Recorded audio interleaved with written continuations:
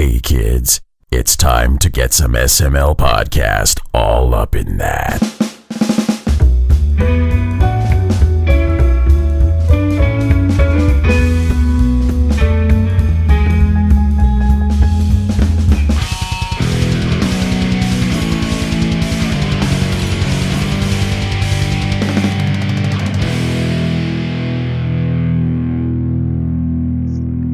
What's up, everyone? This is the SML podcast. I am your host, Joe. Joining as usual, Cole. How are you doing? That's a loaded question. Well, before we dive into that, Kris, you're here as well. I am. Now, let's get the story of how you're feeling, Cole. I am. I have a dislocated kneecap and a black eye. How? My dog got sick and puked, and I went to you down the stairs.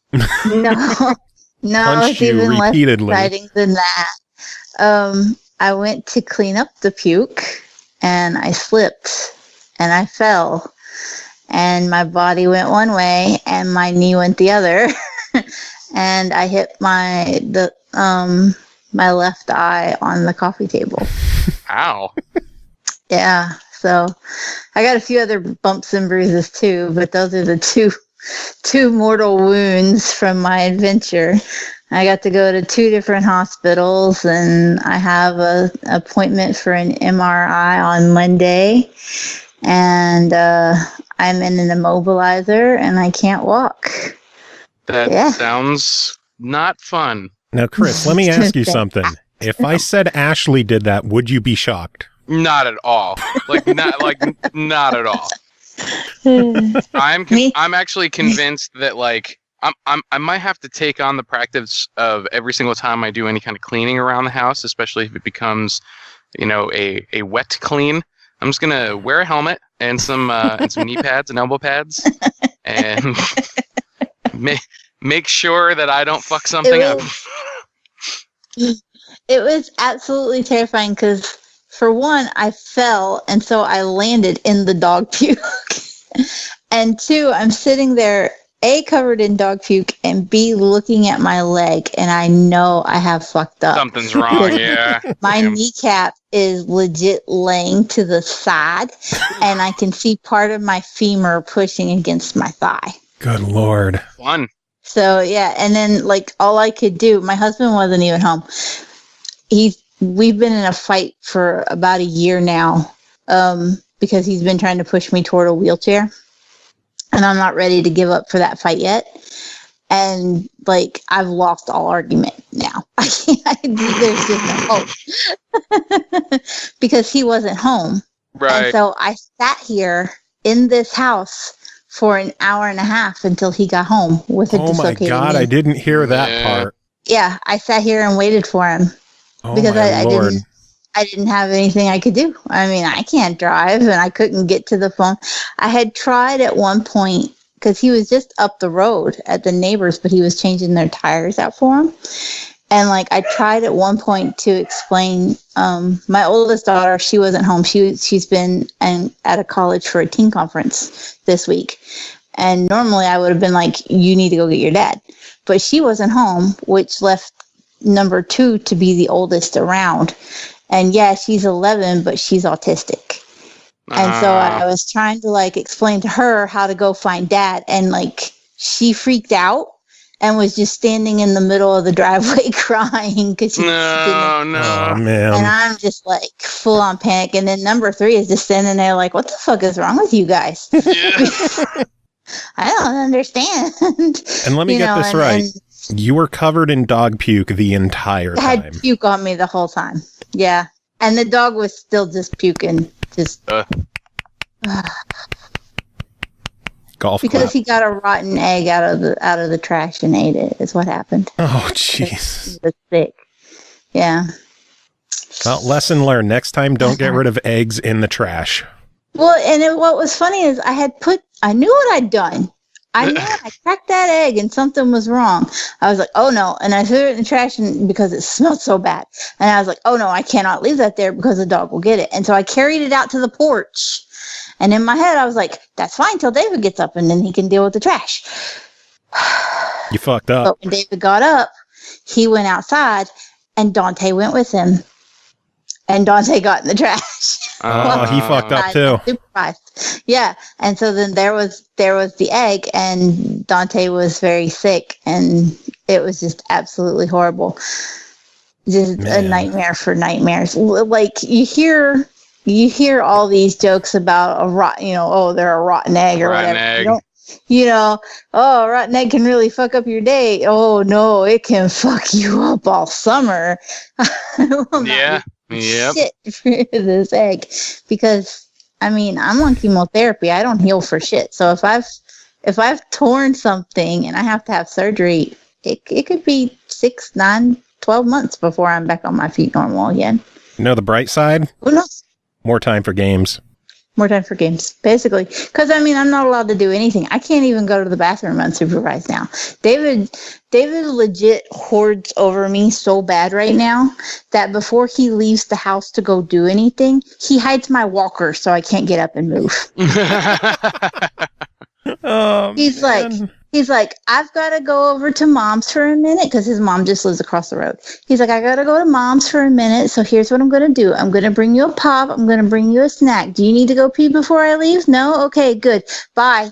And the walker goes. And I don't know what he's doing with it, but it's gone because I sent number 2 trying to find it earlier and it was gone. And I don't get to go nowhere till he gets back. Jeez. So, Kris, how are you doing? I am. I'm crunch casting with mute. Nice. So that's what I'm doing. I'm currently in a battle with a fruit fly that is buzzing around my head. I keep forgetting to do that thing. What do you call it? Eat. Yeah. Yeah. That's an important thing to do. I have like a meal a day anymore. Like it's dumb. Oh man. Anyway, hectic week of video games because it's E3 week. It was E3. A lot of stuff. Last week we did our predictions. Everything I guessed was wrong. We were all wrong. I don't know, Kris, I think each of us have a win because you guessed Smash Brothers would beat everybody and I called Doom 2. You did call Doom 2. I forgot about that. Yeah, baby. You did call Okay, so I'm just really bad at this. Oh no, we're all really bad at this. It's just Kris and I got lucky. We did. We most definitely did. I think you technically kind of won on a technicality on one, but I'm not going to count it. We'll get to that. What one? We'll get to it. Okay, we'll get to it. Let's go through all the conferences because there was a lot going on, and I figured we'll just go through the conferences, go through the highlights, and discuss what happened. We'll start with the EA Play conference because that was the first one that happened. Let's see, what did they do? They showed Battlefield 5. They said no loot boxes and no premium pass, and then of course they announced Battlefield Royale because now can we just pause on that for a second? Yeah, I guess so. I know that you're not all gung-ho about Battle Royale, but there were 2 things specifically that they mentioned with their new engine. One, the destructible environments are like way, way better, and they showed some demos of that, and I like it.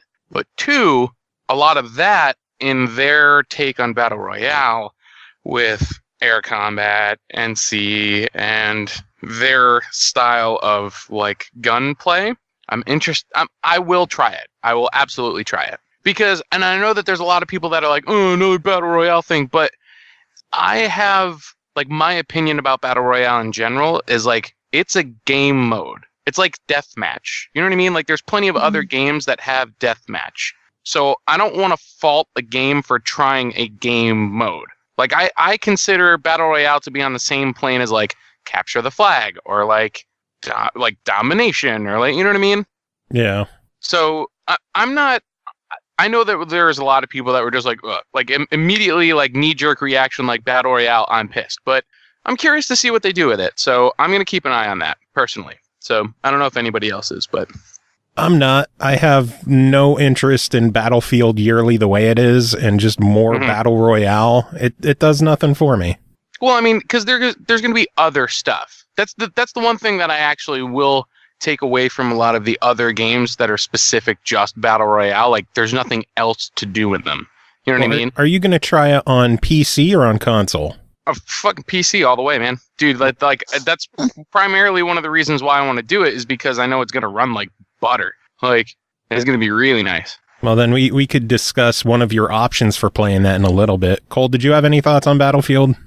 I was expecting Battle Royale everywhere, and I was surprised that Battlefield was really the only one to go for it. Other than Call of Duty. We knew Call of Duty was going to do it too. Yeah, they already announced it. Like Doom Battle Royale. Oh my god. Yeah. Like I really would shit my pants. Battle Royale to be far more prominent than it was, and I was relieved that it was not. I wonder if people saw Battlefield announce Battle Royale and the general reception was like, and everyone else was like, maybe we shouldn't announce this. Well, again, I mean, I honestly don't think that it's going to hit a point where people aren't even going to advertise it, because it's just going to be expected in a multiplayer experience. It'll just be a mode. Right. Yeah. You know what I mean? Yeah. See, I don't mind it as a mode if it weren't for the fact that it's the timing of it where it was never there before, and now it's just because it's super popular that they're like, oh my god, we have to add that. Well, I mean, it's no different than other game modes and other games. You know what I mean? That's why, like, the whole like the picking a specific character or a hero before a multiplayer game. Like, I don't like that because it's all Overwatch. But again, it's a mechanic. You know what I mean? Yeah. Like, I can't fault a franchise or game developer to specifically like want to include a mechanic. You know what I mean? You're a better person than me because I want them to fucking innovate. Well, sure, but that's innovating for them. I mean, there's always like most of these games aren't gonna just like copy paste fucking PUBG over on top of it. You know what I mean? Like, I think, especially with a franchise like Call of Duty or Battlefield, like I am curious to see what they're going to do with it because they've had so much experience in other types of game modes. You know what I mean? Yeah. Like, even if you're not necessarily like a huge fan of them, like compared to other things, it's still a good, like, it's a good franchise at its core. Yeah. True. So, I mean, that's the only reason why I'm curious with it. Because again, and I specifically think, especially when it comes to like Battlefield, possibly Call of Duty, is that like a lot, other than Fortnite, currently a lot of those Battle Royale games, like, there's no incentives to continue to play them.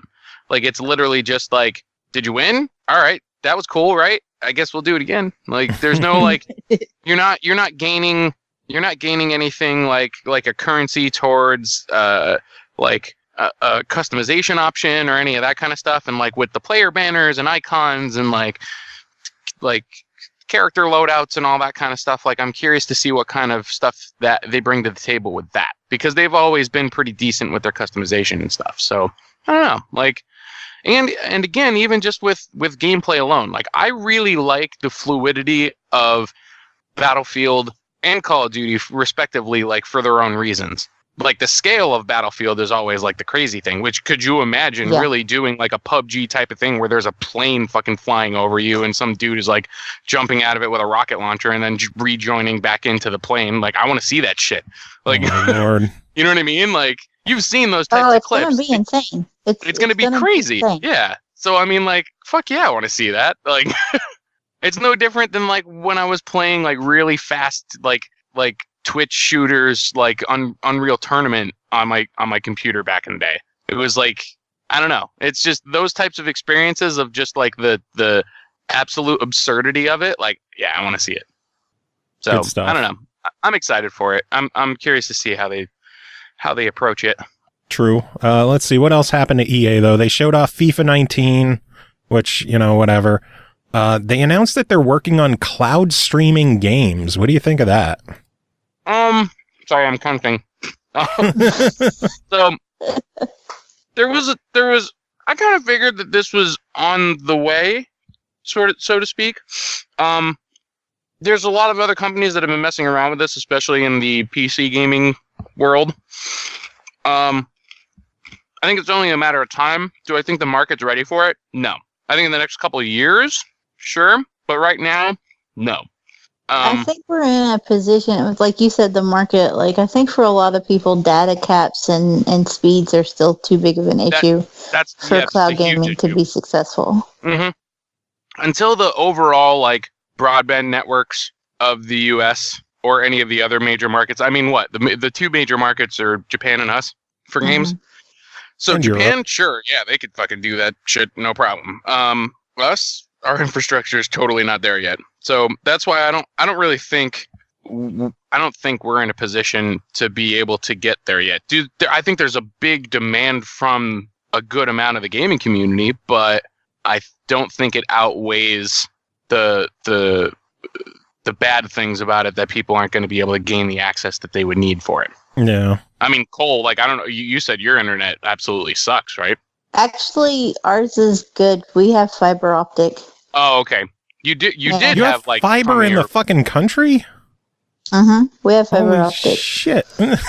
Gigabits. We've got the gigabits. Well, God, we don't. I pay $70 a month and I get $250 up, $250 down. You want to know what I Damn. pay? I pay $100 and I get $100 down and $5 up. Jeez. Yeah, ours just switched over to the gigabit in April because where we are rural, we get that there's broadband grants through the government. So they get that kind of shit and they have to use it to upgrade our lines. And basically we're within 5 miles of the school, so we get whatever the school gets. There you go. You just got to piggyback up. I have to move next to a school. That's all. It's funny because we don't seem like we're that close, but I guess we are like within, I think it's 5 or 10 miles you got to be of. There's a station near the school and we're within 5 miles of that station. That's how it works or whatever. But not bad. Yeah. I miss fiber. I had fiber. Once you have fiber and you have to go back, it's just ugh. I will never move. Yeah, dude, I didn't want to. I really didn't. I was gonna. I'm in redneck land forever. Yep. Internet is king. Damn, that is seriously impressive. But anyway, we're not gonna get even through EA in the next hour, are we? No, we can. There's not much left. Nope. The next one is a pretty interesting one. They showed off Origin Access Premier, which Origin Access and EA Access, you get to play a bunch of games that are in the vault. Origin Access Premier for PCs is going to include new releases as well. I expected something like this because of Microsoft adding new games to Game Pass. Like, it kind of forces EA's hand. I don't expect it to launch something similar on EA Access just yet. You don't think so? I'm not entirely sure that we're not going to see EA Access and Game Pass merge at some point. That would be cool. I don't know. I don't know either, but it would be cool. It would be cool, but they would be losing. Tough, but if you think of how much, I mean, that would be like Hulu and Netflix merging. They're most definitely like two separate like entities. I think they would want their specific kickback from their subscription service. Probably. They're just going to try and jack up their catalog to justify the price. Yeah. I mean, it's not like EA Access is lacking in games for the price. No, there's most definitely a decent amount of them, and it depends on what you want. Like, if you're a sports head, dude, that's a fucking that's an easy fucking decision. Really easy decision. Even if you don't play that kind of stuff, like I miss Garden Warfare. I need the EA Access again just for that. Like, you do. We need to play that together. Yeah, that was fun. We only played it a couple of times, I think. Yeah, we need to do it a lot more because Garden Warfare is a fucking blast. But I wonder if that's crossplay on the PC. I don't think it is. No. Okay. But, no price on Origin Access Premier. It is coming this summer, so I'm sure we'll hear eventually. And in that news, they announced Madden's returning to PC for the first time in years. So football fans on computer, you get to enjoy same console experience that hasn't evolved in the past decade. But again, even when it comes to this, I'm curious to see how it's going to run on PC because they haven't done a port in so long. So I mean, if they let it so that you can really like mess with the graphical settings, and yeah, man, I could see that being huge for PC. We'll see. Respawn was there. They just announced that they're working on Jedi Fallen Order. No actual information, no screenshots, no videos, no nothing. Just that it's being worked on and coming out next holiday. Just a little bit of story information. Like, didn't they say it was like you were a Jedi, you were a fallen Jedi or something? Yeah, probably. They said what part of the canon it was supposed to fit into.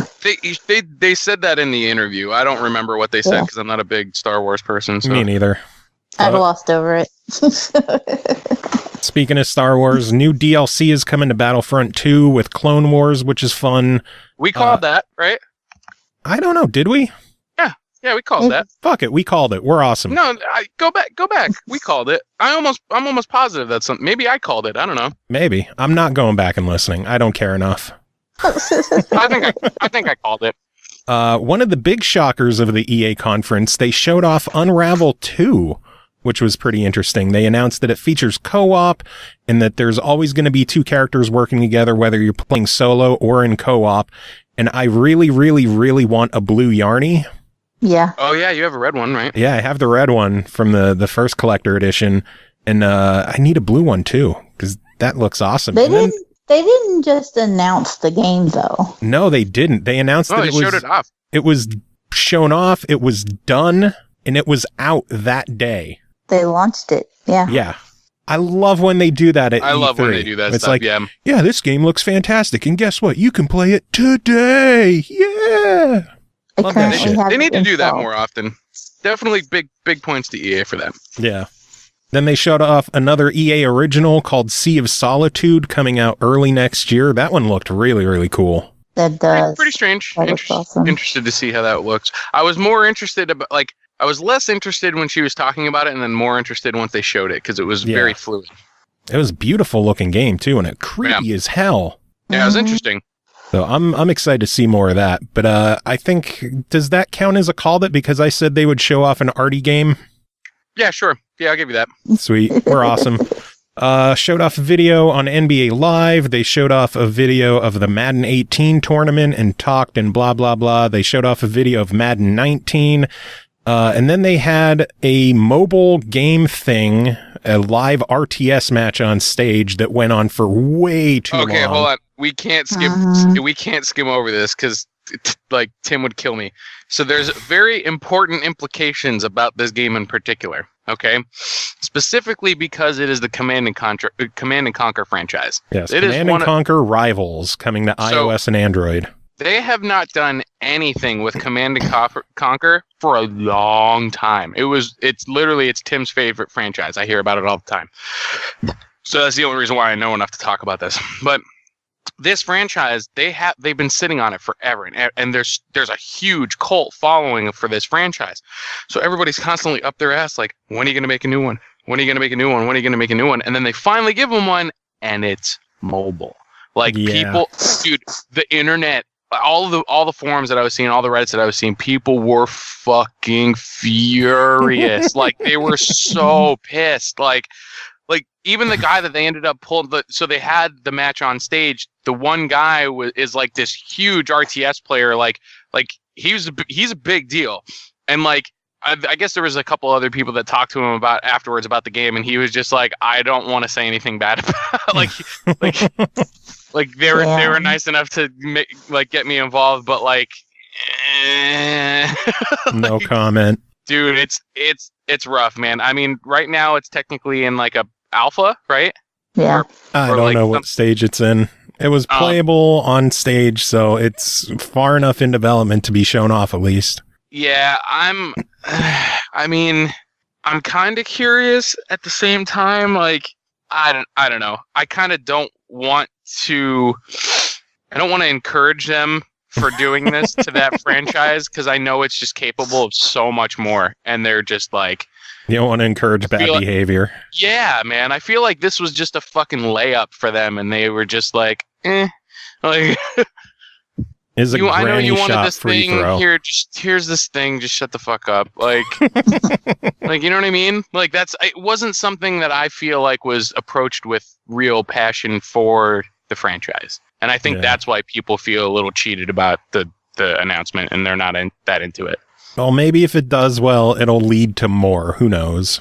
Well, who knows? I don't know, but EA wrapped up their conference with Anthem. They had a nice long video. They had a sit-down interview with some of the people from BioWare. They announced no loot boxes, no ability to pay for power. You always know what you're buying. Showed off some gameplay footage, and then they announced the release date, which we're going to hear a lot of. February 22nd, 2019, same day as Days Gone, in the same month as Crackdown. Listen, I swear that was the only date that I heard all E3. Oh, we'll hear that date again. It was either the 22nd or what was the other one? It was like the 16th or something like that. I don't know. Was that it? There's a stretch from like the end of January to the end of February that it's like Gamepocalypse. It is going to be insane. Everything's apparently coming out at the same time. And the Division in March. Yeah. Someone was joking around that Valve should just come out and announce Half-Life 3 for the 22nd. Yeah, basically. And then everything dies. The entire gaming universe just implodes. But yeah, that was the EA conference. What did you think? I mean, it's kind of what I exactly. All right. It's kind of what I expected. However, there's one thing that I have to bring up. We'll talk about it later without spoiling anything. But the chat for the whole EA conference, it had to be like maybe about 5 or 6 people every 2 seconds. Skateboard. Like, all I saw in that entire chat, no matter what they were talking about, was just people talking about Skate 4. Yeah. And then the conference ends, and everybody was just like, "What the fuck?" Like, sons of bitches, dude! It was pandemonium. Like, I've never seen a chat on a live stream go so fast in my life. Like, it was incredible. Like, yeah, there was a lot of people pissed off that Skate 4 was not announced, and I know you're one of them. I mean, of course, but that was because I got my false hopes from us talking about it in the episode before. Yeah, I'm pissed too, because then you would have rejoined the show. Well, I mean, it's the breaks. Cole, what did you think of EA? I had no hopes for the EA show until people were like, wouldn't it be cool if Peggle 3 and Plants vs. Zombies Garden Warfare 3 were things? Man. And then I was like, I the know. Whole show, and then I was let down, and then I was just pissed at the world. If either one of those things would have happened, I would have been really happy. That would have been great. I had no hopes for either one until the beginning of the show when somebody said it. And then I was just like, man, fuck everybody. I'm done. E3 sucks. Yeah, I heard someone mention a possible Plants vs. Zombies 3 as well. Garden Warfare 3. And I was like, oh my God, that would make so much sense. That would be amazing. And then it didn't happen. When was the last time PopCap did something? I don't know. Yeah. Like, I was just thinking about that the other day. Like, what the hell have they been doing? I don't know. I really don't know. That's why I was kind of curious. I'm like, oh, Peggle, like that makes sense. Like, yeah, I have no clue.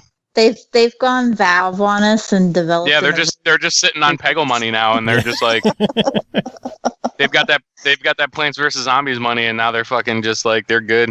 Mm-hmm. Yeah. Next conference of the day, or the next day, started things off with the Xbox conference, which went really, really well. They kicked that off with a video of Halo Infinite, new Halo game. Didn't show anything of what the game is supposed to be about, but do you have speculations? Because I do. Let's hear them. I think it's gonna be semi-open worldy, like almost Destiny-esque, on the Halo ring. That would be interesting. That's my post E3 pre Halo Infinite launch. That's my speculation for it. With Battle Royale, right? No. We're gonna go no. Let's go no. They showed off Ori and the Will of the Wisps video. I can't wait for that. That one looks gorgeous. Yep, cool. Showed off a game called Sekiro Shadows Die Twice from Software and Activision. I was losing my shit during that. it looked really nice. It does. I just worry about another company teaming up with Activision because we all know how well Destiny's been going, right? Yeah, I hate to say this, but I feel like that's actually more of Bungie's fault. Really? You think so? I really think so. I do. I really do.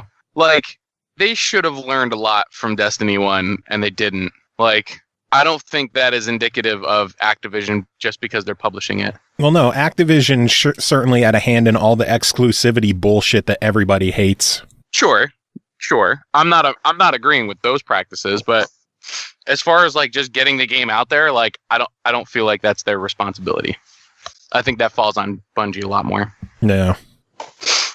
But I mean, and I say that as someone that like I put a decent amount of time into Destiny. I still pop in there every once in a while, mainly just because like it is a very fluid game. It feels great. Like it really does. There's just not enough to do in it with not good enough incentives, and I don't know. It's just like it doesn't feel as well thought out as I would have hoped it would have been for a sequel. Bark. The dog agrees, by the way. Glad to hear it. Todd Howard from Bethesda showed up. They announced that Fallout 4 was a part of Game Pass that day. Which that's cool. They premiered some footage of Fallout 76. They announced that it's a prequel to all other Fallouts, and it is 4 times larger than Fallout 4, set in West Virginia. Which, you played Fallout, right? Yeah. Like the newer one? Mm-hmm. Did you complete it? There is no completing a Fallout Well, game. I meant did you finish the storyline? No, I didn't. Because I'm terrible with Fallout games because I just keep getting distracted by side quests, and then it just goes on forever. It's just side quests forever. Yeah, pretty much. Like, I think the first time I played Fallout 3, I went 150 hours without going to that very first town. The one with the bomb in it? Yeah. I just never went there. Interesting. Yeah. I get distracted. It happens. I can't help it. We'll talk more about Fallout later, but then they showed off a video for The Awesome Adventures of Captain Spirit, which is part of the Life is Strange universe. That one's releasing June 26th, and it's going to be a free download for everyone. You can already pre-order it, and I already have it installed, and yet it still managed to have an update today. They're working on it. They're actively working on it still. They showed off Crackdown 3 video. I thought it looked great. It didn't look much different visually, so I think you got that wrong, Cole, unless I'm remembering it wrong. No, I thought that they would change the visuals up some more, but yeah, it definitely still looks the same art style and all still that looks it like had Crackdown. before. Yeah. I'm excited for that one. Opinion on Terry Crews in it. I love it. Love it, love it, love it. I love Terry Crews. He's funny as hell, and I can't wait to be Terry Crews in a video game just blowing shit up. I mean, I'd rather be myself, like a customizable character, but I'm okay with it. If you had to play any character in a video game and it was pre-made for you, I think Terry Crews is as good as it gets. Yeah, it's not bad. I think it's pretty good. President Camacho, as No Time is saying in chat. Fuck yeah, President Camacho.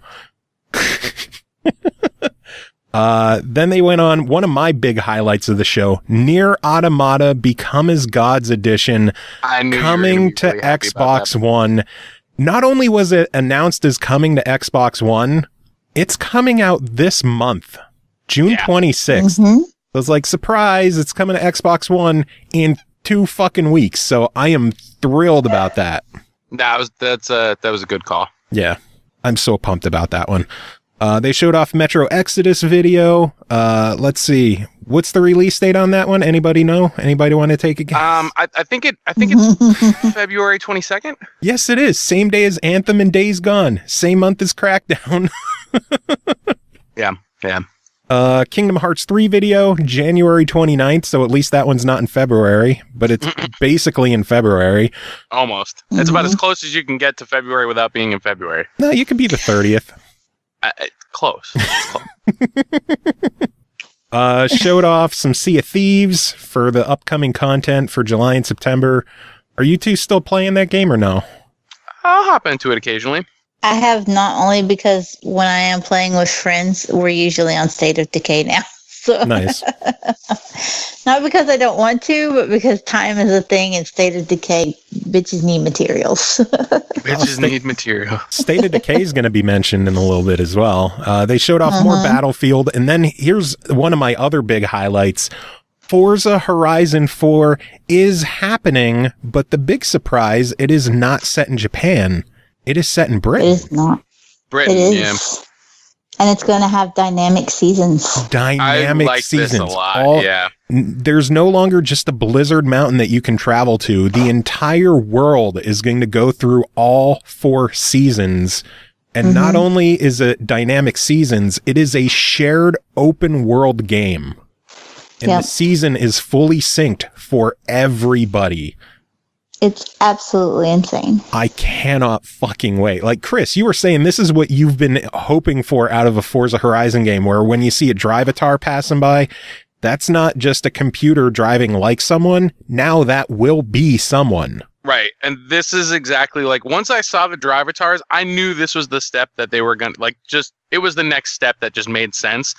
And I'm so glad that it's finally here, because this might finally be the thing that makes people that slept on Forza Horizon, like, finally consider it, maybe. Because I know a lot of people that just casually like racing games, but they don't go out and really look for them. Like, I'm kind of that person. Like, I don't really like, I'm not a huge racing game fan, but if I'm gonna play a racing game, like, I want it to kind of have like everything that I'm gonna want. And Horizon has been that game as like for modern consoles. So for them to finally have this and make it so that it's like persistent for everybody else, I think, Joe, you said, I guess it's like they're going to swap out the seasons like every week or so. That's what I heard, is that the seasons are going to be weekly. Like, that's cool. I like that, because then even depending on how often you play it, you could even if you're just picking it up like maybe once a week, twice a week, you know, it's going to be different every time you play. Yeah, and I guess what they also showed was that depending on the season, like it will change like which parts of the map are open. Like sometimes there's like different roads that appear, or like, you know, there's ones that end up getting fucking closed. Lake that freezes over in the winter. Yeah. So yeah, I'm really curious to see how that ends up like playing out. I really thought it was going to be the whole Japan thing. I thought so too, very but believable. I will say now, October 2nd is way too far away. I agree. I definitely agree. Of course. I'm not mad at the setting at all. The best part, it launches direct to Game Pass. Of course. Dun, dun, dun. So if you're on the fence about if you want to buy the game or not, $10 a month, and you could play it for an entire month. I think insane. Game Pass is already like the best value that you could really get when it comes to gaming. Because I'm constantly looking through games and trying to find other stuff to play, and because they're constantly swapping stuff out, like, you just never realize like that you have a back catalog that you don't even know what you have half the time. Yeah. So it's cool to just kind of go through there and be like, oh, you know what? I was meaning to give this a shot. Like, screw it, I'll just install it and play it. Like, I mean, there's something like 150 games in Game Pass right now. It's ridiculous. Even the month that they took out like 25 games, there's still 150 in there. It is huge. Especially because they only ever advertised it as 100. So the fact that it's like over 150 is ridiculous. And they're constantly, you know, they added Fallout 4 that show. And then later in the show, they announced more. So, which is really crazy, because even when you think about it, like, take a game like Fallout, okay? You're paying $10 a month. Like, you could get your monthly subscription game, like, money's worth just from one game. Like, easily. Dude, I told you that instead of buying Sea of Thieves, I was just going to use that money and buy codes for Game Pass. Yeah. I was good. I'm good up until December with the same $60 that I would have spent for Sea of Thieves. Right. And now during this week, you can get 6 months of Game Pass for $30. Which is absurd. That's ridiculous. Yeah. It really is. But after Forza, Phil Spencer came back out on stage. He was out at the beginning, and he announced that they have a commitment to more first-party games and studios. And then they went into announcing some new studios. The Initiative is a new first-party studio in Santa Clara? don't So know. I think it's Santa Monica. Santa Monica. That's what it is. I don't know. Santa Claus. Am I right? Santa Claus. Yeah, Jamie? Santa Claus. Yeah, I don't know. So brand new first party studio. And then they announced Undead Labs. State of Decay is now a first party studio. I'm so happy about that. That's an interesting acquisition. And then they announced Playground Games, Forza Horizon, and the rumored upcoming Fable reboot, now a part of Microsoft. I saw that coming. Like, I totally saw that coming. And then the big shocker, Ninja Theory, Hellblade, now a first-party Microsoft studio. That's I'm that I happy was about not that, expecting whatsoever. That shocked a lot of people. And then Compulsion Games for We Happy Few, now a first-party Microsoft studio. So Microsoft is I'm not not surprised fucking by around. that one. The good news Yeah, is I'm for not surprised by that PlayStation one, gamers, the good news for PlayStation gamers is We Happy Few coming out August 10th will still be releasing on PlayStation 4. So that's good news for them. Mm-hmm. But how many are going to buy it when they all have their temper tantrums? I'm not giving Microsoft money. I'm not supporting them. That's bullshit. Mhm. Well, who knows? You know there's going to be people that don't care. Yeah. Just be like, hey, a game. Like, And the people who bitch about that are probably the same people who are playing Minecraft. Probably. Are On there every any, device they own. are there any studios you were shocked weren't acquired? ooh. I really, really thought that they were going to try signing Studio MDHR with Cuphead. Yeah. That was the one that I was like, I didn't. I don't see that. Thinking All they were right, so going the to reason why I don't see the reason why I don't see that is because of how long it took them to make that game. Because if you're going to acquire a studio, you kind of want someone that could probably churn something out at least one a year or 2 a year, or you know what I mean, like. Vertically Impaired saying that he's surprised they didn't sign Naughty Dog. I'm surprised that they didn't Lock down acquire Nintendo. Capcom. No, it's, no, I mean, like, I don't think it's ever a surprise when there isn't an acquisition of somebody else. I think I'm more surprised when they do. I mean, I expected Playground Games. I think everybody expected Yeah, Playground that one, Games. dude, Yeah. I'm surprised that hasn't happened a couple of years now. People Yeah. were very surprised, and a lot of people were upset about Ninja Theory. Oh, there's so many people who There are are a lot of people fucking pissed about So much furious. And I can understand PlayStation gamers being pissed because like Hellblade was an exclusive, Heavenly Sword was a PlayStation exclusive, and now they're part of the enemy according to PlayStation people. So I can understand PlayStation people being pissed about that. It makes sense. But I can understand why Ninja Theory jumped on it. I mean, they were on the brink of closing trying to make Hellblade. Yeah. They had to bust up into smaller studios and take small little odd jobs. Like just working to on keep the Disney lights on Infinity and enough. shit. Yeah, just to keep the lights on enough to make Hellblade. Yeah. So Another studio I'm surprised they didn't try locking down was PUBG Corporation. I thought they already did. No. Really? Nope. Okay, I guess I'm kind of surprised. Well, no, I can't say I'm surprised by that either, just because I could see that being a Tencent thing. yeah, True. Tencent does own a certain percentage of Bluehole and PUBG company. I think it's like 12% or something like that. Yeah. Oh, that wouldn't matter. If you buy 51%, that's all that matters. Well, right, but I'm just saying, like, if anything, it would This is probably not be like an Hollywood. internal acquisition through them. Like, they would just buy more, like, share of them, I guess, probably. What did And you just say, buy Cole? them. This isn't what? This isn't Hollywood. That's not how that really works. Yeah, yeah. You'd be shocked. There was a time where Nintendo owned 49% of Rare and Microsoft owned 51% of Rare. Wasn't that more recently or no? Yeah, I mean that's Yeah. when they purchased Rare from Nintendo.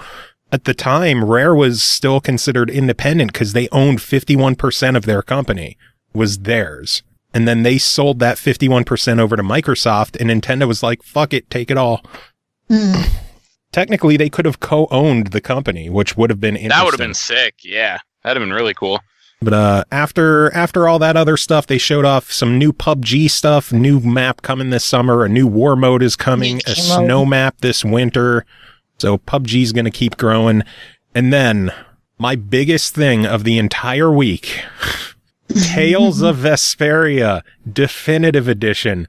Oh my fucking God. I was audibly cheering. I'm sitting here at my desk watching this going, fuck yes, fuck yes, fuck yes. Oh, Tales of Vesperia, fuck yes. Thanks to X Leviathan 2012 for the 100 biddies. Thank you so much for that. I appreciate that. I appreciate you. But oh my God, Tales of Vesperia. Spending money. Tales of Vesperia. Ah, Tales. Can you tell I'm excited about that one? Only a little bit.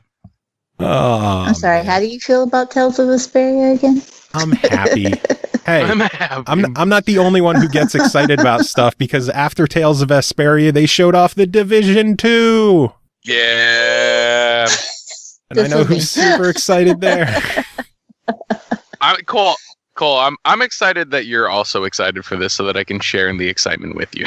And I am so, like, I was in the hospital on Monday trying to get enough Wi-Fi to watch the Ubisoft conference to see more Division trailers, and crying because I couldn't. And then as soon as my daughter got home today from the teen conference, I'm like, sit down, watch this. And we watched it together. Ermagerd. They showed off a bunch of gameplay footage. I will say I hate Ubisoft's gameplay footage because it's always like pre-scripted, cheesy bullshit. Like, hey man, I'm in cover. Come over and help me. And oh man, there's some enemies up ahead. We better work together and take them out. It was very dry. It's like, we gotta level you up. And she's like, yeah, I know. I've been busy. Get the item drop. Okay. Make sure to reload. Come revive me. Like, no one talks like that. There's not enough F-bombs for that. Dude, I'm fucked. Get the fuck over here. I need help. Dude, stop. What the fuck are you doing? Close your map. Stop messing with your inventory. Get over here. We're all... Oh my God, I died. You son of a bitch. Why didn't you... Save me. Why are you running around me in circles? Help me, you asshole. Quit doing the emotes. Why are you doing jumping jacks? What the fuck is your problem? Cole, what did you think about some of the changes that they announced with it? Oh, I love everything. So like the signature weapons, what do you think about those? I didn't actually get to pay any attention to that stuff. Remember, I was in the hospital. Right. So basically, think of it like towards, I don't know if it's towards endgame or like where it is in the leveling process, but apparently like you pick a specialization. Yeah. That kind of like tailors to your play style a little bit more specifically than how the previous like skill system kind of worked. But then along with that, you actually pick a weapon that becomes your signature weapon, and you get to use like it becomes like a third weapon slot. Or third or fourth weapon slot or whatever. I think it was like a crossbow that works kind of like the crossbow from Gears of War, where it's like you shoot an arrow and then like after a couple of seconds it blows up. There was one of those. There was a grenade launcher and a sniper rifle, maybe. Yeah. I don't know. I like it. I like that they're trying to they're messing around with how loot works and how like your build essentially gets built around weapons instead of skills and gear. Yeah, so, I did watch the Division streams where they were talking about some of the changes, and they were mainly pointing out how DPS before people were building for the number, but it didn't really accurately reflect the damage they were doing in the world. Right. Mm-hmm. And so, by the way, they switched the specializations around. Now your build is more accurate to the damage you're going to do, as opposed to just being, an arbitrary number that you're going for. And that was one of the things. Like, a lot of people go, "Oh, well, my DPS is 500,000. I'm going, and I'm going to do the same amount of damage with my 250 because I've got this, and that, and I did a skill build or whatever." So it's going to force people to think more about their weapons and their mods and how those are going to affect them, as opposed to just going, well, chuck a little extra armor on here, you know? Right. I mean, I also like one of the changes that they made with the time to kill, mainly just so I guess they made the red bar ones like pretty much like maybe 1 or 2 shots or something like that, similar to like how quick it would be in like a realistic scenario. But then the other thing that I really enjoyed is that like the armored boss type things, they have visible armor that you can kind of see when you're chunking away at it, so it doesn't feel as bullet spongy. Like you can tell when you're doing something that makes making a difference. So that was one of the things about the first one that a lot of people bitched about a lot, was you could just sit and dump clip after clip after clip and feel like you weren't getting anywhere, especially with those big ass incinerators. Yeah. So now you do actually see, oh, this has gone away. Now he doesn't have armor on his arms, or now he doesn't have knee pads or whatever. And you feel more like you're making a difference, even if you're not expending less bullets. Right. I mean, you are, at least for like the lower level characters. And I guess that also, like the time to kill also is reversed as well. So you might be more prone to going down quicker if you're like just running through and like not paying attention to what you're doing. Like I think you have to be a little bit more tactical this time around. That was something that they said that they really wanted to force people into cover more, because it is supposed to be a cover shooter. Right. And by the end of the first game, people are just like, they're literally just running right through. I run a medic build, and I don't think I've ever seen my group sit behind cover, because I just throw down a box and everybody stands in the circle. Right. And so that's not going to be an option anymore, to just be like, well, we'll just stand in the safe little green circle and everybody's fine. No, now you have to get the fuck behind something or you're dead. No, I like it. I'm definitely for the change. Yeah, you have to do your jumping jacks and cover. Everything that they showed, I was all on board. I think this is exactly what they needed to do with it.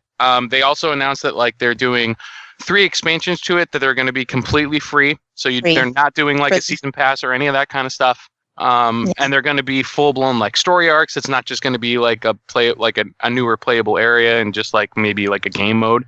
So it looks like they're going to really support this a little bit more, and I'm really excited for it. I'm very excited for it. This was one of the highlights of my E3 for sure. I do want to say they've got 9 months to figure out how to give me a recovery link back, though. They can't take my recovery link away. There'll be something. Oh, man. But Division 2 comes out March 15th. So happy birthday to me, I guess. I mean, yeah. March 18th, March 15th, close enough. Fuck, anniversary present, because that's on the 16th. But after that, they came out and had some Game Pass discussion. They announced something called Fast Start, which will let select titles start 2 times faster. So yay there.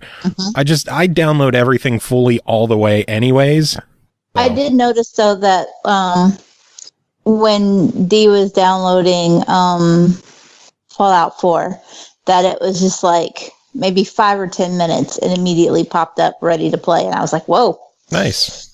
So it was quick, even given that we've got the fast ass internet, it was still quicker than usual. That it was just like, okay, we installed all the major components. You can start the game now. Yeah. But you mentioned Fallout 4. That was one of the games added to Game Pass. They also added Elder Scrolls Online and The Division to Game Pass. So The Division. So if you have not played The Division with me, you have no excuse. Yeah, we have to do that still. And then they also announced that some games that will be available on Game Pass day one launches include Ashen, After Party, Phoenix Point, and this is a big one, Warhammer Vermintide 2 is going to be in Game Pass on launch. Yeah. That's kind of cool. That is fucking awesome. Mm-hmm. After that, they showed off a nice ID'd Xbox sizzle reel. I'm just going to read off the names quick. Outer Wilds, After Party, Kingdom 2 Crowns, Golf Club 2019, Vermintide 2, Fringe Wars, Below, Conqueror's Blade, Waking, Raji and Ancient Epic, Super Meat Boy Forever, Planet Alpha, Islands of Nine, Sable, Harold Halibut, Bomber Crew, Children of Morta, The Wind Road, Wargroove, Generation Zero, Dead Cells, and Ashen. Holy shit, that's a lot of games coming to Xbox. They probably showed the most out of any conference, right? Oh, they absolutely did. Yeah, 100%. After that was a Shadow of the Tomb Raider video, which is coming out September 14th. And then after that, Session, which Chris... Yeah.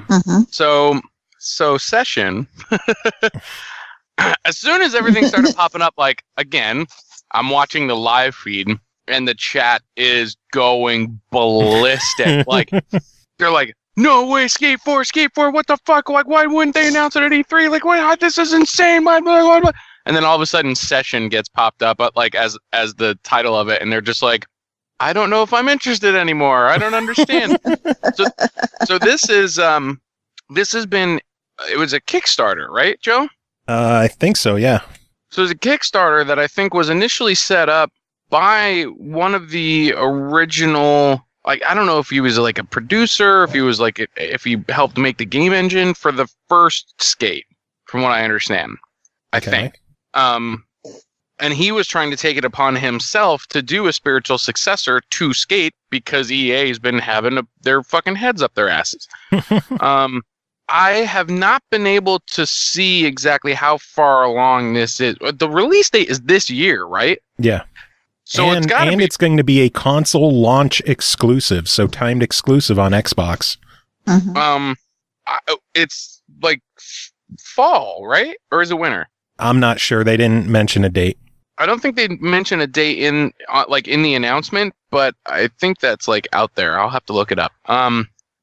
I think it's going to hit game preview as well. I mean, whenever that hits game preview, I'm going to be on it like all the fucking time. Yeah, I can tell. Yeah, of course. I've been playing a lot of Skate 3 since they turned the servers back on. So, shocker. Yeah, complete shocker. Yeah, man. I mean, obviously, it's a spiritual successor to Skate, so I'm fucking on board. But it's still not technically Skate 4.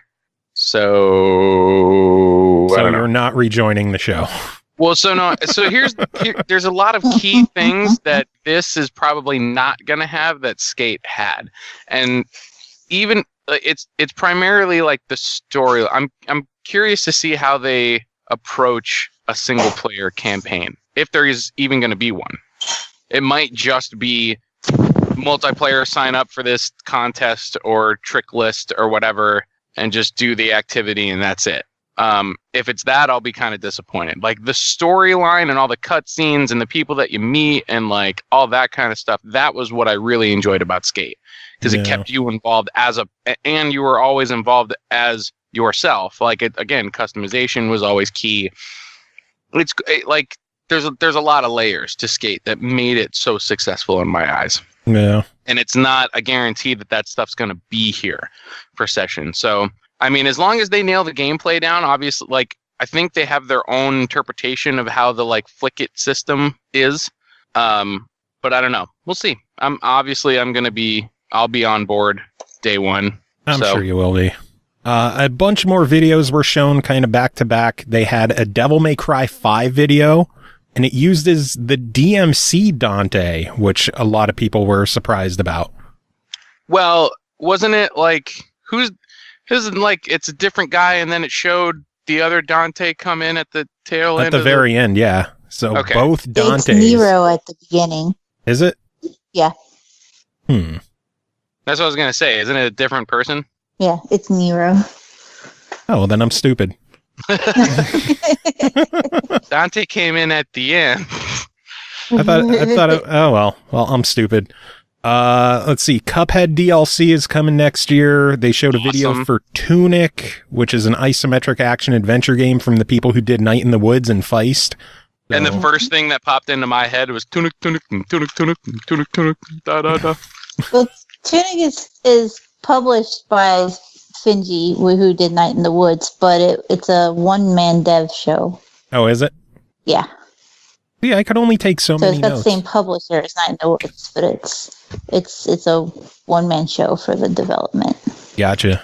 They showed a video for Jump Force, which is a crossover fighting game between like Naruto, Dragon Ball, Death Note, One Piece, from Spike Chunsoft and Bandai Namco. Yeah, I guess it's just supposed to be like a crossover game for all the Shogun Jump things. Probably. Yeah. I mean, it looks dope. Looks cool. They showed off gameplay footage for Dying Light 2. I'm so fucking pumped for that game. Oh, and the footage they showed of how your choices like legitimately affect the game, that was awesome. Yeah, man. I'm really excited for that. That was one of those ones where like I had a feeling I wanted to make a prediction of that game and I just didn't do it. Like I was kind of thinking that like there's been a big lull in that style of game just with like Dead Island wasn't there supposed to be like another Dead Island or something and it got canceled or like I think it's technically still in development. Yeah. I mean like I think it was a good thing. This was basically traded for potatoes and I mean it's this like Dying Light was pretty much built off of how much there was a desire for that style of game and Dead Island wasn't producing. So I feel like it's the same developer as the original Dead Island. Right. But that's why I'm excited that they're getting into this before that other one ends up coming out because I'm kind of more interested in how Dying Light approaches it at this point more than Dead Island. And Dead Island obviously it was like one of my favorite series. I loved them all. Yeah, the original Dying Light was great. Let's do it together. Dude, yeah, that game was great. I loved it. It kept going for like ever. Like I remember getting through the single player campaign and I like there were so many moments where I'm like, oh, okay, this has to be the end. And then I still had like a couple more hours to go and I'm just like, holy shit, like this just keeps going. Like yeah. One of the big shocks is they showed off a teaser video for a new fucking Battletoads game coming next year. Yeah, I thought that was very meme-worthy. Oh my god. I'm pumped about that. Then they showed off Just Cause 4 video. They showed a teaser for Gears Pop, which is a Gears of War game in Funko Pop style. Sadly, it's for mobile. So I'm bummed about that. Are you surprised? I was hoping it was going to be like Lego Gears of War. That would be bizarre. Yeah, it would be amazing. They showed off Gears Tactics, which is hitting PC. And then as an afterthought, they're like, oh yeah, Gears of War 5 is coming too. See, now, I'm actually really interested on how they take Gears Tactics because it looks basically kind of like an XCOM clone-ish kind of thing. But I don't know. Like, I think Microsoft could do a good job with that. I hope so. Yeah. And hopefully they bring it to console as well. They were so nonchalant with Gears of War 5. Yeah, they really were. Well, no, they showed like that trailer at the end, so they're like... Yeah, but when they got to it, it was just like an, oh yeah, by the way. Yeah. Well, I think they were trying to be more like surprise. I think they were trying to surprise people. Because of a game we all knew was coming. A Gears, yeah, but like they were expecting Gears, and so then they saw the Gears logo, and people lost their shit, and then it was the Pop, and they were a little let down, right? And then they were like, "Oh, and here's Gears Tactics," and people were like, "Okay, but it's not. What is this?" And then all of a sudden it's like, "Oh, and this we forgot," yeah. You know, and then like everybody like, "Oh my god, it really is!" So no, I think it was the build hype. It drummed up a little more hype than it would have if it would have just been Gears, you know? Yeah, I think they approached it the right way. Because I had that very same reaction. I was like, I saw the Gears thing, and I was like, oh, okay, cool. And then I saw the Funko Pop, and I'm like, I really, really hope that they do something on console with Gears Pop. I mean, it's their shit. So I mean, if it's gonna go on anything, I mean, maybe. They put Gems of War on the Xbox, so fucking why not? Like, I'm just so intrigued by having like a Gears of War style game, but all the figures are Funko Pops, and like when you go to chainsaw someone, it's just like plastic shards flying around. Who knows? I think that'd be a fun twist on Gears of War. But then it was like a final farewell. They came out and started talking. They did confirm that work has already started on the next Xbox console. So we know that console generations are continuing. And then they ended with Cyberpunk 2077 video. What did you think of it? How they did that. What'd you think of it? I thought it looked awesome. I'm interested. I'm definitely interested. I like the people that were pissed off that it's like, oh man, there's like daylight and there's colors, and CD Projekt Red came out and said, yes, there are times where it's dark and there's neon colors and it's cyberpunk looking, but we wanted to show that we could do cyberpunk in daytime as well. Yeah, right. Yeah. But yeah, that was the Microsoft conference. What did y'all think of that one? I think they did a really good job. I Yeah, think it was. they I knocked it think. out the park. Yeah, I think out of all the conferences, even though there weren't as many like wow moments that I thought there were going to be, there was still enough that kept me interested. And yeah, it was good. I think they did a really good job. My biggest gripe I with wanna Microsoft's say- conference is everything was 2019. Yeah. Yes. Yeah. It's Well, like not everything. next year looks Say- great. This Not year, everything. Not everything. most. I want to say Sessions coming out this year. But like all the big stuff, all the big first party stuff is next year. And this year they basically have Forza. Forza, yeah. And I think Well, they I mean, need they've more. had lulls for how many years? Like, Yeah, and they can't afford another holiday season with a game releasing. I don't know. maybe they'll have. I think they need more. They might. They might. Who knows? I Maybe they hope got so. something weird up their sleeves. Cole, what were you about to say before I cut you off? I was going to say that without getting too much into what the other conferences showed and didn't show, I was in the hospital watching chat responses to other conferences while I was laid up waiting on doctors. And the responses that I saw mostly to Xbox's conference before I tried to kill myself was, wow, and this was amazing, and oh shit, and it was just constant, just barrages and exclamations of being excited. And I felt like every other conference the rest of the week lacked that level of excitement. There might have been one or two, it was like, but it was never agree. quite as oh shit inducing as I agree. Microsoft managed to pull off. I don't know. I think the next conference was a close runner-up with Bethesda. Yeah, they I had a will really say good one, Bethesda too. did really good as well. Yeah. But it was still just not. And of course, Bethesda's not as big as Xbox, so it's Right. not quite on the same par to say, oh, well, it wasn't as awe-inspiring, because they did really good, and they got a very similar reaction. But like when you think of like Sony and Nintendo later in the week, the reactions were much more, Muted. that's it. Right. Where's the rest? Well, Yeah, I saw we'll so get many to those going, We'll eventually. get to them, yeah. We should probably get to those sooner rather than later. Yeah, we got to Yeah. speed up. It's been like an I hour and a gotta half, take and my we made it through drugs. 2 conferences. So we're going to go a little bit quicker. Bethesda conference, they had Rage 2. It looks insane. I love the fact that they came out and said that they announced it in partnership with our good friends at Walmart Canada. I thought that was hilarious. Bethesda had the best sense of humor the whole show. They really They did. did. Well, then there's Devolver. Well, Well, true. That's a whole other world. That's Yeah. an entirely different world. They announced a collector's edition for Rage 2, which has a motherfucking singing mutant head, like Billy It Big looks Mouth like Bass, a Billy Big Mouth, yeah. but a mutant head. I need to get that collector's edition. I saw the collector's edition and I immediately went, Joe's gonna get that. And if he doesn't get that, I'm gonna be really upset that he doesn't get that. Like, I'm sad because it's spring 2019. It feels so far away. and there's gonna be so many other things coming out. I know. They announced Elder Scrolls Legends is going to be hitting Xbox, Switch, and PC or PS4 later on this year, and that your content will carry over from PC and mobile through your Bethesda Net account. Hopefully, Sony doesn't pull any bullshit with that one like they're doing with Fortnite. Elder Scrolls Online, more DLCs coming later on this year. Then they revealed Doom Eternal, so we called that one. I did. Yep. Well, you did, yeah. Yeah, because I'm amazing. That Yeah, looks I good. did not see that coming, and I'm really excited that it is. Even just like briefly going over with Rage really looks like just Doom on crack.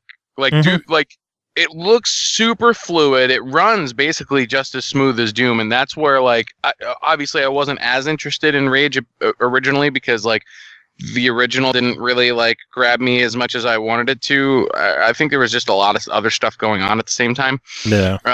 But yeah, like I'm gonna play the fuck out of that. Like it looks really good. So Drop that even between Artemis that, saying Doom on meth.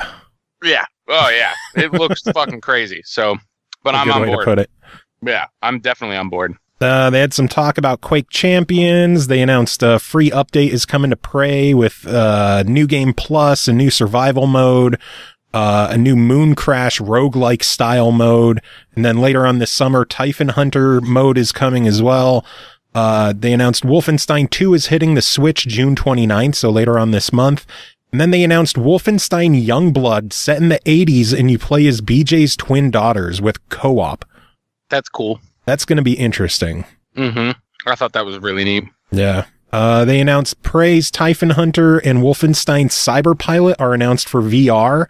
And then we got to the good part of the show where Todd Howard came out and talked about E3, which was fucking hilarious. Yeah, it was great. Yeah. That was an amazing speech.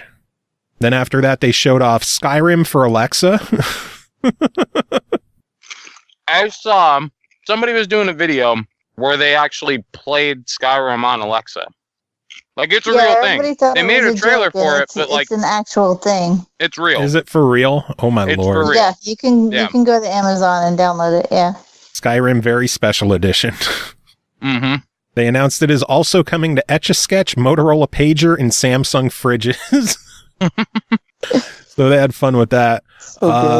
They talked a lot about Fallout 76. They reiterated all the details from the Microsoft conference, showed off some gameplay footage, and then the big reveal that Fallout 76 is entirely online. No, they said that you could play solo by yourself. You can play solo, but it's still online. Like, you could play solo, but it's going to be a lot harder. It's all about teaming up with other people. Mm-hmm. They called it a soft-core survival game where death never means the loss of your progression or character, which I'm curious to see how they're going to do that. They said servers are going to be made up of dozens of players, not hundreds or thousands. So it's going to be online, but you're not going to always see other people. It's going to be like a real deserted wasteland. There's only going to be a handful of people out there. What worries me is that they're going to have nukes that you can set off. I think that's fucking hilarious. I think it's like when they announced that originally, I was just like, okay, yeah, Fallout, I'll get to it eventually. As soon as they announced that, I'm like, I need to get in a game with Tim. Like, it was like the first thing that popped into my head. I was like, now my mindset of how I was going to approach that game is completely different. Yeah. Like completely different. Yeah, I think it's cool. I think it adds a good twist to the game. I mean, you could probably go on particular servers that are involved that don't have the nukes. So I mean, yeah. I don't know. The shit's gonna get wrecked. Those are gonna be set off in like the first week. People are gonna set them off. Fuck yeah, they are. You're like, oh, we didn't expect people to find launch codes within the first week. Bullshit. No, listen, I Half know the that map is gonna be destroyed. That's going to be the first thing that they're going to do. They're not even going to do any of the actual like campaign or any of that kind of stuff. They're just going to go straight to finding launch codes. Yeah, there's going to be griefers out there who they're just going to murder people for launch codes and then blow up where their body is. Well, because I that's mean, the thing. survival of the fittest. There will be a beta test for the game, and they called it a Break It Early Test application for BETA, which I thought was pretty clever. Good. Oh, that was clever. They announced a collector's edition for that has a glow-in-the-dark map, some monster figurines for the map, and then a replica power helmet that is wearable with lights and voice modulation. How much is it? $200. That's not that bad, I guess. It's not awful for what's there. Yeah. Yeah, it's confirmed coming out November 14th. Cool. After that, they announced Fallout Shelter was hitting PlayStation 4 and Nintendo Switch that night.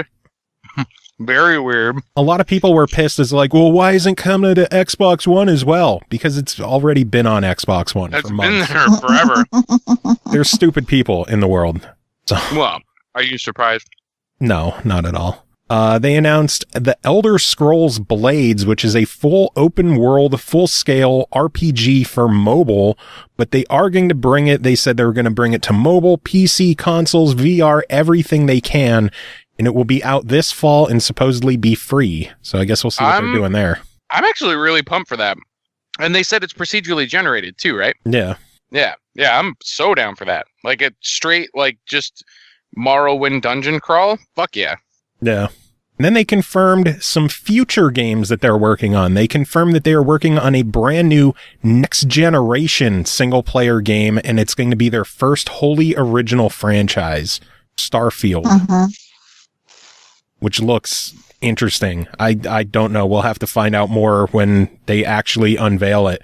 I'm very curious to see their take on sci-fi. Yeah. And then the final announcement of the show, and the one that got the biggest reaction, The Elder Scrolls 6 is in development. That's literally it. It was just a video of fields and forests, and it said The Elder Scrolls 6. That's it. So it's happening. It's happening. Wait, I called that, didn't I? Yeah, you did. Yeah, I called that. You're good. Yeah, God damn it. So that was the Bethesda show. I thought it was a pretty solid overall show. Yeah, I definitely enjoyed it. Any special highlights or lowlights? I mean, fucking Doom, man. Like between Doom, a new Maro. Why do I keep saying new Elder Scrolls game? Yes. And that like dungeon crawler mobile-y thing, I'm kind of interested into, and Rage just because it plays like Doom. So. Rage because of the collector's edition with the singing mutant head. Yeah, that too. Which I need. What about you, Cole? Any highlights from Bethesda? I'm shockingly interested in Fallout 76, which is funny because I haven't played any of the other Fallout games, and yet something about Fallout 76 just keeps calling to me. Well, see, I also like that it's a sequel to to everything else. A prequel. So, like, even if or a prequel, yeah. So, I mean, like, even if you haven't played the other ones, I'm assuming that this is one that you could potentially get into and be fine, because anything that happens from the other games happens after. So, like, thematically in the timeline, you wouldn't necessarily get lost, I would assume. Yeah. Well, immediately after Bethesda was the Devolver, quote, conference. I love it. I loved it. Well, I'll go over the actual announcements. They announced... They showed a video for the game Scum. They showed a video for the game My Friend Pedro, which is coming out on Switch and PC next year. Listen, that game looked amazing. It did. Yeah. It looked incredible. Like it's like parkour shooter John Woo, the video game. I was in a chat with Tim when because we were talking about the previous conference, and I was like, dude, it's actually like on in a couple of minutes. We watched it, and dude, we were losing our fucking minds. I turned to him and I was just like, this is what E3 is all about. This game right here. And even just the trailer itself, I'm like, this is what I want to see. Like, I want to see absolute ridiculousness, and I want it to be like fresh. You know? Like when he popped that fucking frying pan up into the air and he's shooting the frying pan, it's bouncing off of that, and I'm like, yeah, we're in. Like this is amazing. I really hope that hits Xbox and PlayStation as well, because that game looks insane. I don't care what it's on. I'll play it on whatever it's on. But something that is hitting Xbox and PlayStation as well as PC, Metal Wolf Chaos XD, one of the biggest original Xbox games to never come to America, despite the fact that it was like the most American game ever made, finally coming to America. Interesting. Yeah, and they're not changing any of the voice acting. The voiceovers. They're keeping the original awful B-movie voice acting, which is going to be incredible. Yeah. This is... They're taking the camp and embracing the camp.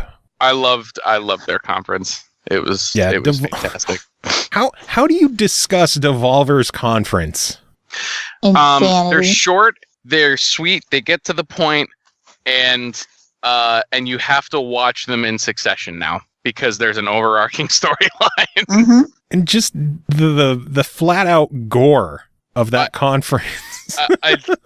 It's amazing. It absolutely like the fucking RoboCop tribute.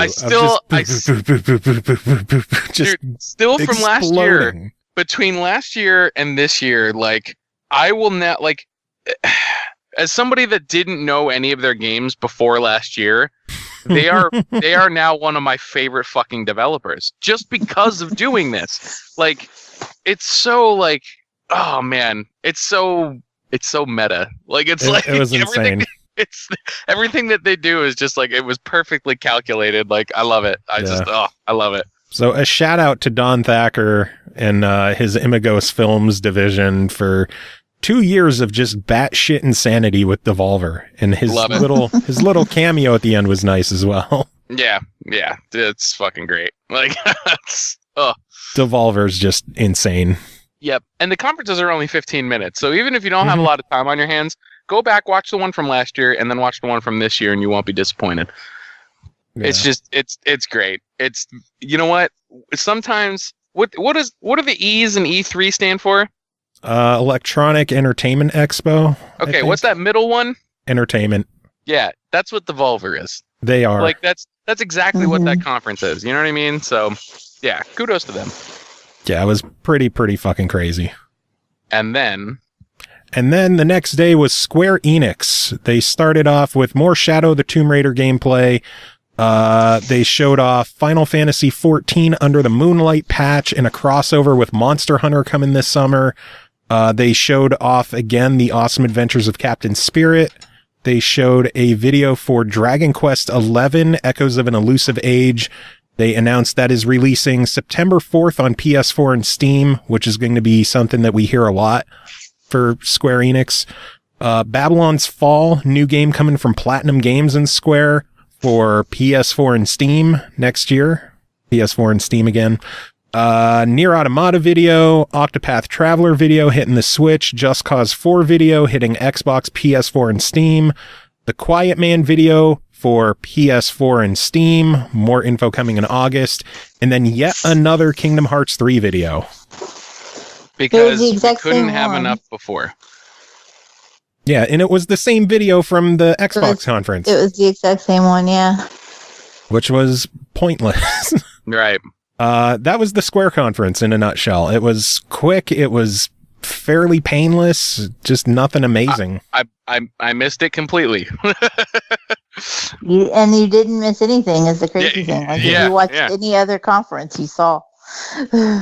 I'll say now, had a feeling that that's how it was gonna go. I'm kind of getting irritated of Square doing this PS4 and Steam only bullshit with so many games. I mean, just don't play them. That I haven't been. After that was Ubisoft. Ubi! Ubisoft was pretty decent. They started off with Just Dance 2019 coming in October.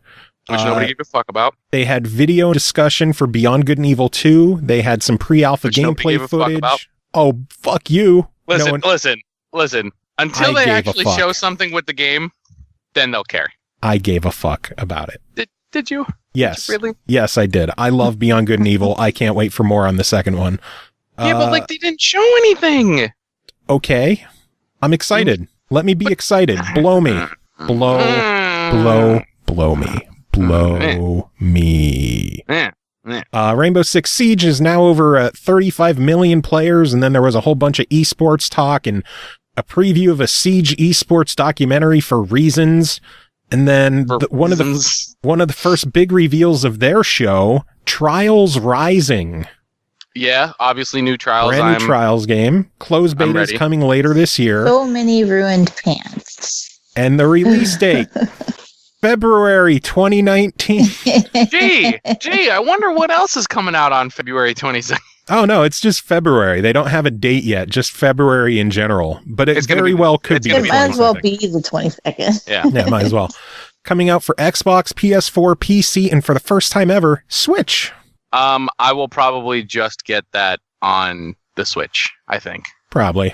I think that's like the perfect game for Switch. No.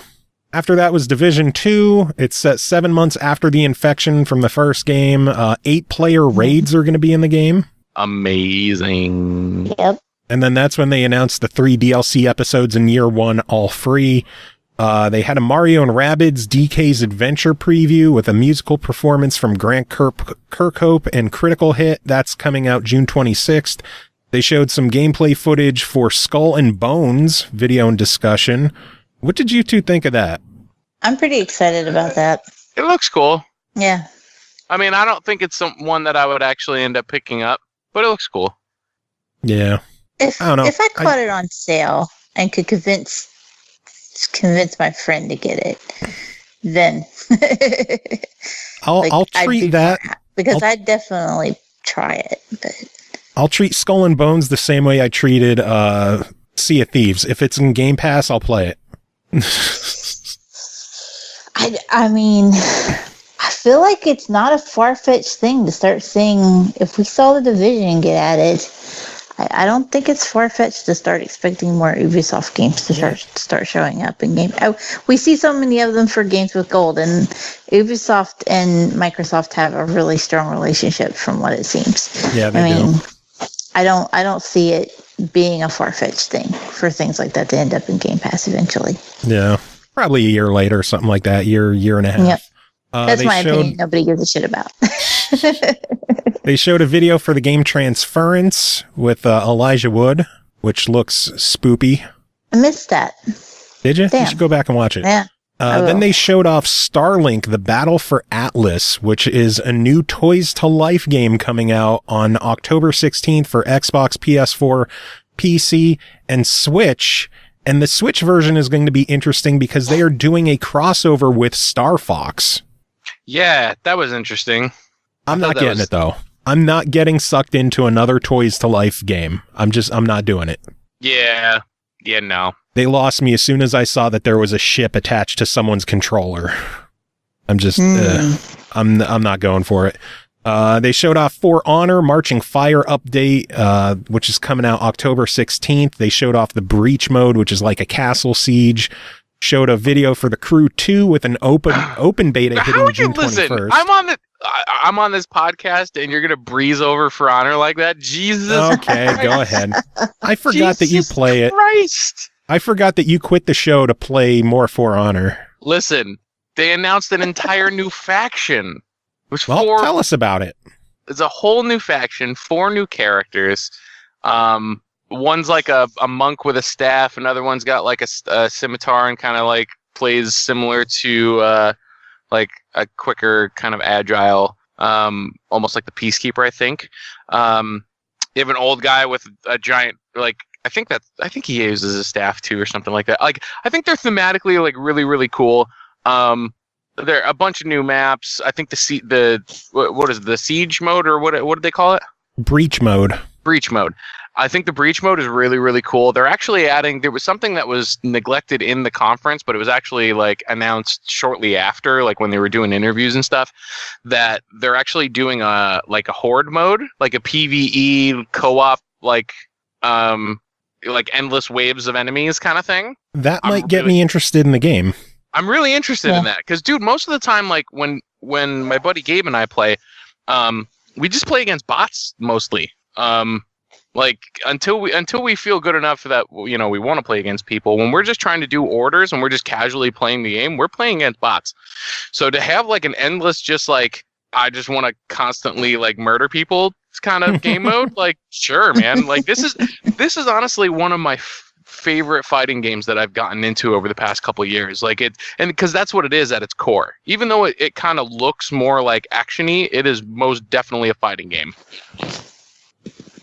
And it's really, really good. It's a refreshing take on a fighting game too, because it's not just like 2 characters like on a 2D plane trying to like block a bunch of things and just like poke the other person to death. Like, yeah. I don't know. I would love to get into For Honor. I don't have anyone to play with. Oh, dude, it's just, it's so and much fun. I play on myself. PC. Well, yeah, because I don't want to buy it again. No. Maybe it'll join Game Pass. If it did, I mean, hell yeah, I'd level up a bunch more characters. Nice. But right, I believe I saw something about it being free on Uplay right now. They're doing a free to play, like free account mode. A free starter edition of the game. Yeah. Yeah. Which I also think that's a genius fucking idea, because you don't technically need every single character to play and enjoy the game. I mean, most of the time, like, it's actually encouraged that you pick a main for a little while and then like level them up so that you can get better equipment for them. But and it's kind of smarter to like stick to one character and learn their moveset properly before you move on to another one. So I don't think it's that bad of an idea to make it so that you can limit people to a couple of characters and have them grow that as a games of service. Like, I like it. I think it's a good approach. And I think that's the other interesting thing about it too, is like, you know, they're going to keep putting time into this game. Like, they're using this as their blueprints for their franchise. Like, they kind of like said in a couple interviews that they're not looking to do like a For Honor 2. They just want to make this game like the definitive version. You know what I mean? So yeah, man, like I'm excited to see how else they support it. They have been doing really, really well. I mean, for a surprisingly shitty launch, it's kind of similar. Like I feel like Ubisoft with some of the newer partners or newer IPs that they've been putting out, I think it took a little bit for them to gain their footing, but like The Division's an incredible game. Like a couple of years after its launch now, and I think For Honor is in a really incredible position now, especially now that they finally have dedicated servers. That was my biggest thing against that game when it first came out. It was like borderline unplayable to me. Yeah. So that's just what Ian was saying in chat. Do they still have the local hosting? Because that's the primary reason he said it was total ass. Yeah, and that was the thing. As soon as they move over to dedicated servers, I was like, wow, this game plays exactly like this is how it should have been at launch. And I think that was the problem, is that like there was a lot of people that hopped in, and their initial reaction and assessment of the game was what it was at in that current state. And yeah, like that's why I stopped playing it mostly. Like I didn't play other people when I was playing it when it launched. I was mostly just doing the campaign. Yeah. Just because of how broken the multiplayer was. So yeah, it's perfect now. I haven't had any major issues with that. So if you've been thinking about giving For Honor a shot, this is definitely a good time to do it. Yeah, now's the week to do it with the free week, the free starter XP, edition. Double XP this week too. Oh, there you go. Yep. And you have no idea how, like, when they do a double XP week, you grind, like because it normally takes a little while to actually like level up your characters, but when you do the double XP weekends, it flies by. So anyway, final game they showed off at Ubisoft was Assassin's Creed Odyssey. They confirmed all the rumors that new Assassin's Creed game was coming, releasing October 5th, so it's right around the corner. They showed off the gameplay mission. It looks good. I mean, I've been wanting them to do a Greek one for a while, so I'm on board. Now you could choose a man or a woman as your character. Also think that's pretty dope. And yeah, that was Ubisoft. Thoughts? Questions? Concerns? I thought theirs was good. It was solid. It was an overall, it was a solid B+. Yep, there was a decent amount of stuff that I kind of already expected going into it, and that's what happened. So there wasn't too many surprises, but it was good. And then we got the next one. Sony. Well, technically there was a PC gaming show, but I didn't watch any of that. So normally those are pretty bad, so I didn't bother. We're just jumping right to Sony. They started off, they were in a church, and they said they were doing something different this year, focusing on 4 pillar games, which then led to a haunting banjo performance, leading to a solid, 10-minute long video and gameplay footage of The Last of Us 2, which, holy shit, that looked insane. That's your assessment? It was insane? It was incredibly intense. It was incredibly visceral.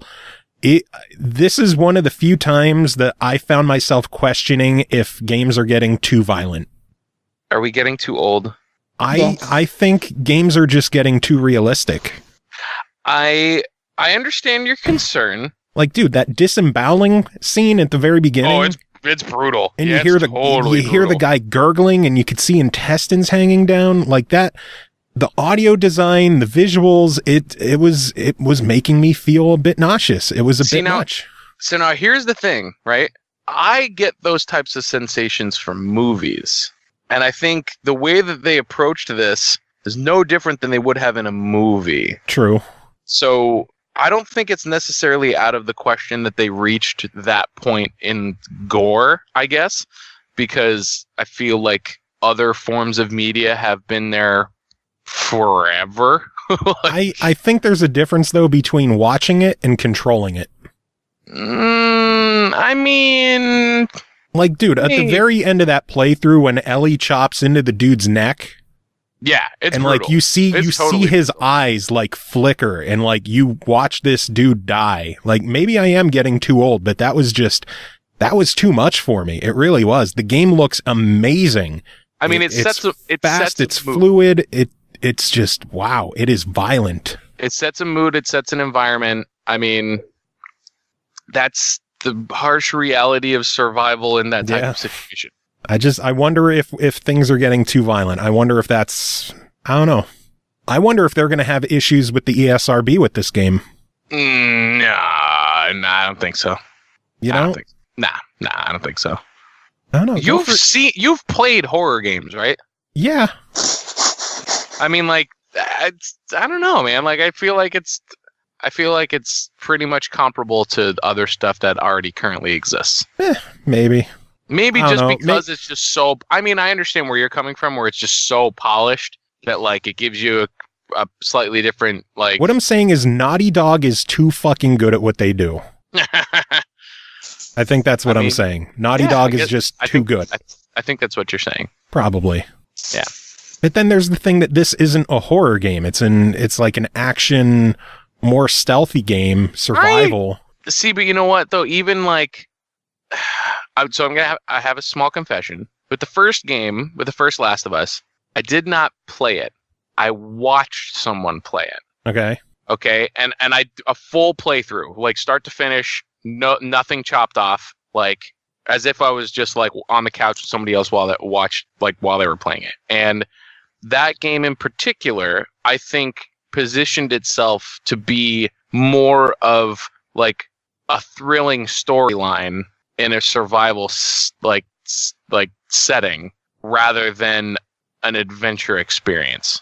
I could see that. Like, do you think, like, you know what I mean? Do you think do you think that's dumb or? No, I understand. Like, I even just from and the only reason why I normally don't watch other people play through games, but I watched someone like the first episode of a playthrough, and it was that like opening scene. They're in the house, like all that, like that big long kind of like cutscene-esque thing with like that also acts as the tutorial. Yeah. And I was fucking hooked. Like I would treated that like I would most people would treat a movie. Yeah, that was an amazing beginning to the game. And that literally like that carried throughout the game for me, even though there was less of those as it got deeper into the game until you got towards the end and stuff. But like I had that feeling going through that game. So I kind of treated it more like a thriller personally. So yeah. Cole, did you watch the Sony conference at all? I did not, because hospital. So you don't know anything that's being discussed? No. Oh man. I'm worthless right now. That's okay. I'm worthless to the rest of the time. Well, see now here's the interesting thing without spoiling too much, right? So they talk about Last of Us, and it was in this like really interesting place, and they kind of like themed it similar to like how the one room was in the trailer. And then they cut to people at a desk. They cut to an intermission, like a 15-minute long intermission, as the crowd moved locations. I have heard that this happened. I think it was closer to 20. Yeah. It was long. It was really long. Like, I lost a lot of momentum in that intermission. They lost everybody's momentum. Yeah. Like, after that, like, I feel like the entire conference just kind of, like, piddled out. It did. But they at least they tried keeping things interesting during this. They had some people on a panel, which I think it's shitty to do your own panel. It's like, oh, we just watched The Last of Us from Sony, and we're all Sony people, so how amazing was this Sony thing that us Sony people just Sony'd? Yeah, right. But they announced God of War's getting a new game plus. They showed a video about a new remastered map pack that's hitting Black Ops 3 if you pre-order Black Ops 4. Then they announced that Black Ops 3 was being added to PlayStation Plus that night, which I thought was pretty cool. New free game. Pretty cool. Yeah. Then they showed a video with very, very like 5-10 second long clips of 5 games of Tetris Effect with the VR mode, Days Gone, Twin Mirror, another VR game, Ghost Giant, and Beat Saber, another VR game. And that was all that they showed of Days Gone this entire conference. Yeah, I was really surprised by that. That doesn't show a lot of faith in that game from Sony. No. But yeah. Then a video for Destiny 2 expansion, and then they were in their new location. And a lot of people are speculating that they thought that the intermission went so poorly that they just kept everything in this location instead of moving again. I can see that. But they started off with a long flute performance. I couldn't tell. Chris, did you know what instrument that was? Some sort of modified flute Japanese pan flute didgeridoo. Yeah, it looked didgeraflute. Cool. A didgeraflutophone. Didgeraflutophone. But that led to a long gameplay video of the Ghost of Tsushima from Sucker Punch, which that looked fucking awesome. That did nothing for me. I thought it was fucking cool. I thought it was neat. I don't know. That was only one of the few highlights for me for Sony. Was it? I thought it was cool. I thought it looked nice. I'm a sucker for samurai stuff. I think my big issue with Sony is all their big games are third person over the camera or over the shoulder camera action games. That's their shtick. That's JRPGs. Yeah. Well, they don't even make JRPGs. Square Enix does that for them. Yeah, but I mean, they're there. I was just say they just buy them. Yeah, so that we can't have them on Xbox. Right. They, in between videos and clips, they would have very, very brief snippets from the game Dreams of different creatures and people playing musical instruments. They were all amazing. And they didn't explain any of it. I wrote down, I think a banana played a guitar made with dreams. I don't get this show at all. Mm. That guitar, or the guitar playing banana, that was the highlight of their conference, actually. For me. I wish they were going somewhere with it, because they didn't even really acknowledge that all this stuff was made in dreams. They didn't, and they should have, because I didn't know that until you said it, and then it kind of dawned on me, wait, that it looks like it would be okay. They didn't explain any of it, and people thought that they were going to show all these instruments and all these things playing instruments and then have a big performance at the end, and they just never did. Yeah, missed opportunity for sure. They showed a video for Control, the new game from Remedy and 505 Games. So it is official. Remedy is no longer Microsoft only studio. Yep. They are jumping fences. The game is coming to all platforms though, PlayStation, Xbox, and PC. I guess not all platforms, no Switch. Well, no Switch, yeah. But that is set for 2019. Then Tim Ekibis was excited about this. They showed a video for Resident Evil 2 remake coming out January 25th. Even though I'm not going to play it, it looked good. It did. Coming out January 25th, so 4 days before Kingdom Hearts and 6 days before the Death March of February. The Death March of February. Everything's coming out in February. They showed a quick video of Trover Saves the Universe, the new game from Squanch Games, Justin Roiland of Rick and Morty. Debuting exclusively on PS4 and PlayStation VR, so hopefully it hits other platforms as well. This is the next sentence I wrote down. Kingdom Hearts 3 video because we haven't seen enough Kingdom Hearts 3 videos. Did anybody else, were you underwhelmed with the voice acting and the synchronization of the cutscenes that they were showing? Yeah. It was very weird that there was no additional sound effects either. It was just music and voice acting. Music and voice, yeah. It was really awkward to me. I wouldn't be shocked if all the footage is still Japanese footage and they're trying to make the voice acting look right. I'm sure, because it's still, 9 months away. Yeah, but even not having sound effects was just fucking weird. Yeah. Really weird. I don't know. They showed off new Pirates of the Caribbean footage, which I thought was interesting. At least they showed off something new with this video. They also announced that there's going to be a limited edition Kingdom Hearts PS4 Pro console, which looked really nice. Yeah, it looked nice. And they're going to have an all-in-one Kingdom Hearts game package of Kingdom Hearts 1.5, 2.5, 2.8, and 3 exclusively for PS4, because fuck the Kingdom Hearts purchasers on Xbox, right? That is the stupidest goddamn decision that Square Enix is making. If they're doing all this exclusive bullshit, I can understand it because their head is pretty much buried in Sony's asshole anymore. But to keep the Kingdom Hearts series exclusively on PS4 for the early games when they're releasing the third one on Xbox is bullshit. Yeah, that's stupid. That you want to talk about a missed opportunity? Square shooting themselves in the foot. That is so. Their sales are going to tank on Xbox. They're missing out on so much money. You know how many people would buy that on Xbox? I'm sure they would a lot make a fucking killing. I think the biggest issue is that they're going to ruin their own sales for Kingdom Hearts 3 because there's going to be people who don't know the story and figure, well, I never played the first two. They're not on Xbox. Why bother with the third one? Right. I mean, that's kind of my attitude towards it. So, I mean, technically, now that I own a PlayStation, I could technically get it, but I still haven't even hooked it up. I've had it for 2 weeks. I haven't even plugged it in. Nice.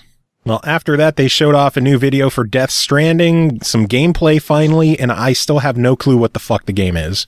Oh, I know what it is. What? It's Carrying Stuff Simulator 2019.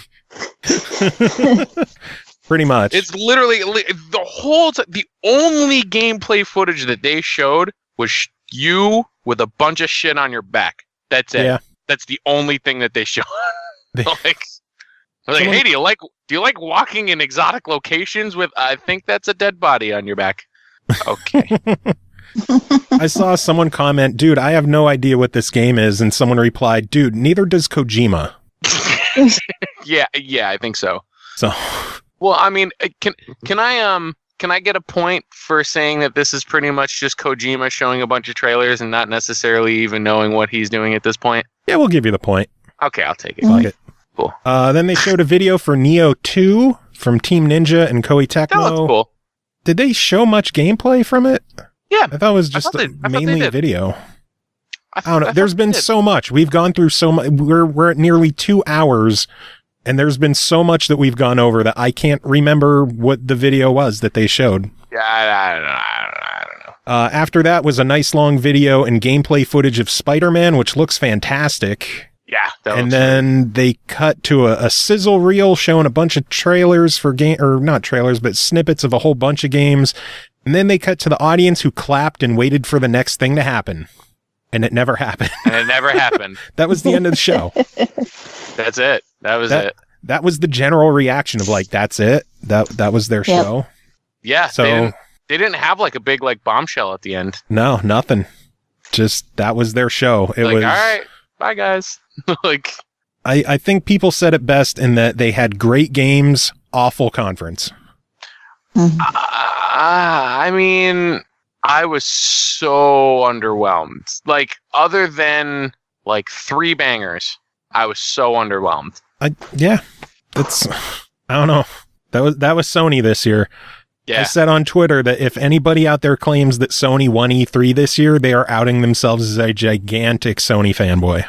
Yeah, 100%. 100%. There is no way I could take anyone seriously if they said that Sony had the best conference this year, because it was an awful conference. They showed some great stuff there, but the actual conference itself was duty. Definitely not enough to warrant someone to be really excited to be like on PlayStation right now. Yeah. Maybe I did Sony's see a few lazy. tweets though. There were some folks, but you know, some people are shameless. There's always a few folks. That's unavoidable. So yeah. Anyway, final conference of E3 was from Nintendo that they had their direct the next morning. Started off with a reveal video of Daemon Ex Machina, which looked interesting, like it looked metal as fuck. Yeah. Like some kind of mech action, like Armored Core. Yeah. Yeah. The soundtrack was really interesting. I like how the entire trailer just cut off really abruptly. Yeah. Do you remember that? Not really. Go back and watch it. Since it's at the beginning of the conference, it's really easy for you to find. It literally, like, I felt uncomfortable. Like, it's just like all this really super crazy, heavy, intense music, and then just nothing. And it was like mid measure of the song too. Like, it wasn't even like on a downbeat. It's just you're like, I'll have to go check that out. Yeah, but, it's cool though. Looks cool. After that, they showed a DLC video for Xenoblade Chronicles 2 DLC coming out. They went to Pokemon Let's Go Pikachu and Let's Go Eevee. They showed off that Pokemon Pokeball Plus accessory. Pokeball Plus, yeah. They announced that the Pokeball will include Mew, which is interesting. I don't like that. Why? That's like the ultimate like goal of the ones that you're supposed to catch, right? Like, Mew's supposed to be like the last thing that you get. Yeah, but how hard is it to actually get Mew? So now they're making it actually accessible. Would you rather it be missing, no? Yes, please. Just give everyone a glitch. But yeah, that's all coming out November 16th. They showed off a reveal trailer for a new Super Mario Party. I'm really excited for that. Like, all right, there's one thing in particular that was shown. I don't want to glance over this. And this was something that was kind of like teased in some of the patents that they filed for. Is that when you take multiple consoles, you can arrange the screens in different formations and fuck with the map that you're playing on for certain mini games, and my mind was fucking blown. Yeah, like, that was really cool. And you swipe across the screens to kind of line them up. Like, oh man, I'm so fucking pumped for that. Like, so pumped for that. That's going to be really interesting. Showed a video for the new Fire Emblem game hitting the Switch in spring. Fortnite was releasing on the Switch that day, which is really cool, except for people who have ever played on Sony. Chris, have you heard about the issue with Fortnite? No. If you have ever linked your Fortnite account to your PlayStation Network, you cannot unlink it and you cannot use that account on any other device. Oh, yeah, that's not fun. Oh, wait, no, you could use it on PC and mobile because you could have cross-play with PC and mobile, but Switch gamers are fucked. Xbox gamers, you can't link it. Interesting. So good thing I didn't do that. You can't unlink it, and you can't transfer the stuff that you have bought for your Battle Pass or whatever. Yeah, there are people. Your only option is to open a new account. Yeah, there are people who are pissed. They're like, I put how much money into this game on PlayStation and I can't carry my progress over to the Switch, but if I did this on Xbox, I could. Yeah. And you cannot unlink it. You can't undo it. I mean, I have no room to talk since I have 3 copies of Rocket League. 4 copies. 4 copies? I have multiple copies of Rocket League.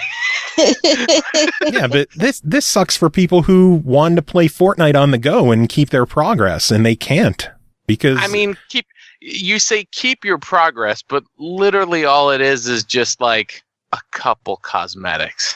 Dude, if you poured a lot of money into cosmetics and you want to have those, you paid for them, you want to have them. Right. Sure. Listen, you're talking to a guy that has hundreds of dollars of fucking Rocket League items. No. So, I mean, I understand that. I'm not even bothered by the whole, you can't take your cosmetics, because that is kind of the way that Fortnite handles progression. But the fact that your account is completely unavailable. Yeah. That is you weird. You can't even straight up access it. It will just say login failed. Yeah. That's it. That's dumb. The fact that they can put that entire wall up and say, nope, your shit's our shit and you're out of luck. Nah, that's bad. That's bad. The cool part is Switch players can play with Xbox and PC and mobile. Mm-hmm. Which is fantastic. And I saw someone on Reddit take a picture of a Switch, a phone, a laptop, and his Xbox all in the same game. Yeah, that's incredible. That was awesome. That's the future of gaming to me. Yeah. They showed some previews for Overcooked 2, for Killer Queen Black, which is debuting first on the Switch. They said it was debuting later this year, although a press release I got said Q1 2019, so I don't know what the deal is with Killer Queen Black. And then they showed off Hollow Knight was coming to the Switch as well. Never played that, but it looks cool. I want Hollow Knight on Xbox. Yeah, maybe eventually. But it's on Switch that day. I don't got a Switch. Well, time to get one. Sounds like you need to... Look, I'm in Redneck Land. When I hear a Switch, I think I need to go outside and break off a little branch to bust somebody's ass with it. Gonna whip your ass with the Switch. Gonna use the screen side so it leaves a mark. Buttons leave some indents on your butthole. The flimsier it is, the more it hurts. They showed off Octopath Traveler again. They announced a new demos coming out June 14th, and your progress will carry over to the final game. Was that a free demo? Free demo. A free demo. Chris, it's free. Just try it. It's free. Free demo. Did you ever play Heroes of Legend game or whatever it was? Or Heroes of Ruin? No, Heroes of Ruin. Old game on the 3DS. The Diablo-esque thing? Yeah, yes. Briefly. Because that's what I busted your balls about for how long. Then they showed a sizzle reel of a whole bunch of games. Starlink for October 16th, Arena of Valor for fall, Minecraft for June 21st, Sushi Striker that's out now. I think it's the new version of Minecraft with the crossplay. Yeah, even though there's already like a bajillion versions of Minecraft now. How many different versions do I have downloaded on my Xbox right now? Like 2 or 3? 2, I'm sure, 2. Okay. Because they have the Xbox One version and then just Minecraft, which is the new version. It's dumb. Yeah. Mario and Rabbids DK Adventure DLC, June 26th. Pixark is coming fall. Just Dance October. Dragon Ball Fighter Z is going to be hitting the Switch in 2018. A Splatoon expansion hitting this summer. Captain Toad, July 13th. Crash Insane Trilogy, June 29th. Ninjala in spring of next year. Carcassonne. Is that on your radar? That's actually probably really cool on a Switch or on a tablet. Holiday format, 2018. You know? FIFA 19, Ark Survival Evolved, Wasteland 2 Director's Cut, Paladins that's out now, Fallout Shelter that's out now, Dark Souls Remastered coming this summer, SNK Heroines, Monster Hunter Generations Ultimate, Wolfenstein 2, The World Ends With You Final Remix, Mega Man 11, Mario Tennis Aces. So a lot of games getting shown off. Yeah, I'm excited for the Monster Hunter because I want to try that on a Switch. And fucking Mario Tennis. Yeah. I'm actually really excited for that. I don't know, like, I would have never thought that I would get genuinely excited for a tennis game. Well, it's a week away. Wait, what? June 22nd. It's a week away. I thought it was in October. Mario Tennis? Yeah. No, next week. Son of a bitch. Okay. And then the final game they showed off, motherfucking Super Smash Brothers Ultimate. All right. What was that? What was that thing? What was that? Was that thing that I predicted about Smash Brothers? You predicted all the fighters from all the games. And what did they show off? They confirmed all the fighters from all the games, including the return of Snake and the Ice Climbers. Yeah. Yeah, they went over all the characters and some changes that have been made to them. They showed off Daisy, who's a new fighter, and she's a Echo fighter. Echo fighter, yeah. Which is basically a clone.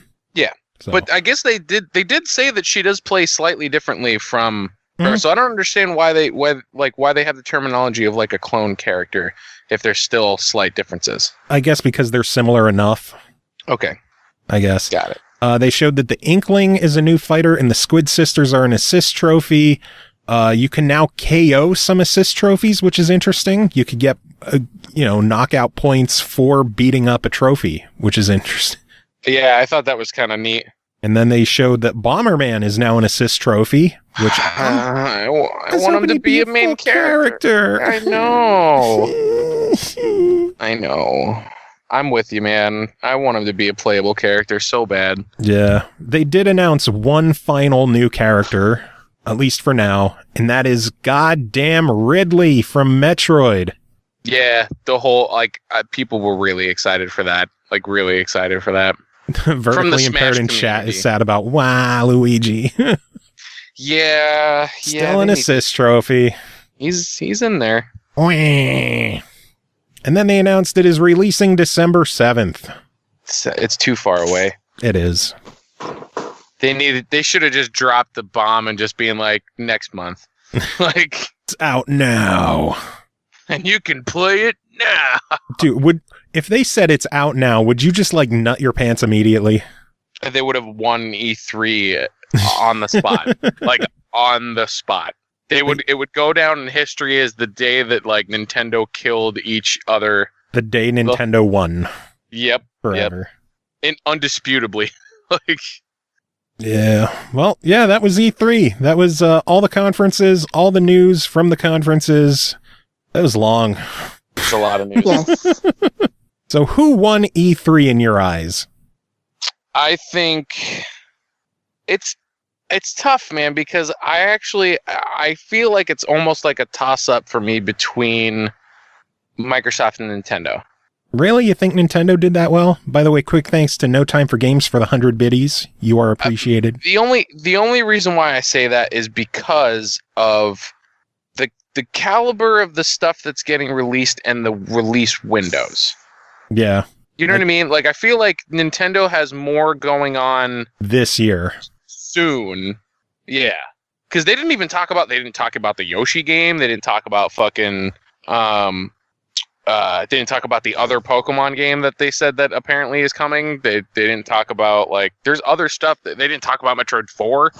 Like, I think that's stuff that's like way, way far in the distance. Well, right. And the whole reason why they didn't do that is because they had so much other stuff to go over. Yeah. You know what I mean? Where it's like Microsoft, like, hey, we're going to make part of our really big announcement this Halo thing that we have literally nothing to show for it. Like, you know what I mean? Yeah.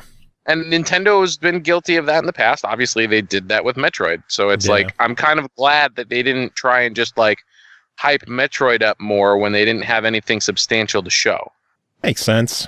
You know what I mean? I know a lot of people were underwhelmed with Nintendo, though. They were hoping for a lot more big stuff. Sure. I mean, everybody wants an Animal Crossing. Everybody wants fucking, you know, there's plenty of things that we would be looking for from each of the conferences that we didn't get. I'm not going to judge a conference by what we didn't get. I'm going to judge it by what we did. A lot of people were saying that Nintendo was basically just the Smash Brothers conference with some other trailers. Yeah, but like some of the other stuff was like significant like additions. I'm just saying what other people think. I personally think Microsoft had the best conference. I don't think they have the best lineup for this year because their lineup this year looks pretty awful from a first party perspective, but I think they had the best conference and the best show overall. I'll agree with that. I'll agree with that. Cole, what about you? So I give the win to Xbox. If I base it just off of sheer reactions from other people alone, then Xbox blew everybody out of the water. Totally fair. And everybody else was left after Sony and Nintendo saying, "Where's the rest of it?" Right. So I really just want to throw it at Xbox. I say though that for the smaller shows though, Bethesda was a very close second. I agree. And of course, the grand prize winner between like Devolver. Of course, they're in a league of their own. It's exactly what I was about to say. They're in a league of their own. Yeah, I think between EA, Bethesda, Ubi, Square, like that stuff, I would give it to. Bethesda, of course. Yeah. Ubi had a strong show though, just from the games and the gameplay for the Division and they did okay. They did okay. I don't think they had good things to show, but it's just Bethesda had a better show. I agree. Someone's asking, what about Tiny Build? I didn't see Tiny Builds. I didn't either. And I enjoy a lot of their stuff, so I didn't know that they had one. They only announced one game though. What did they announce? I don't remember.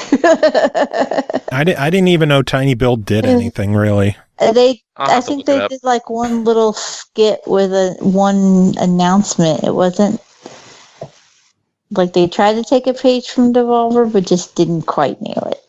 Okay. Yeah, I'll have to look it up and see if I could find some info on it. I'll have to check it out too. But Overcooked 2 is a thing. I mean, that's okay.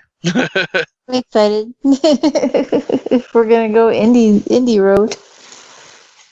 Yeah, good stuff. It was a good E3 overall. I thought it was a pretty solid year. It was okay. It's all right. I got Session, and True. I got Vesperia, Tales of Vesperia. Right. And Nier. I got far more than I was expecting because I was just expecting Division 2 and everything else was all just the Division 2. Yeah. And I got Division 2 and I got Devil May Cry 5 and I got Overcooked. That does look really cool. I might have to give that a shot. And then, Assassin's Creed, and I'm just, there were a lot of games kind of thrown in my lap, and I'm like, oh shit. Yeah. I'm too poor for this hobby. Yeah. We all are. Yeah. But on that note, I think we should probably wrap up this portion of the show. It has been a long one already, and we still have reviews to go, people. So, oh, jeebus. My leg is killing me. So we are going to take a quick break. Kris, you're going to head out, and we are going to be back with more show. So, Kris, give us some final words. I guess session's good enough.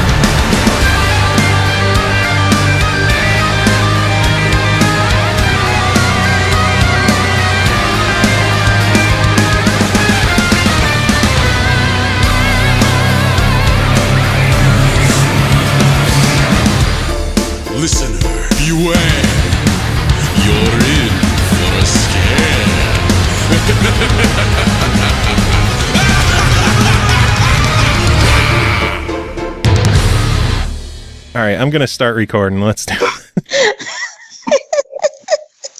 Someone has the giggles.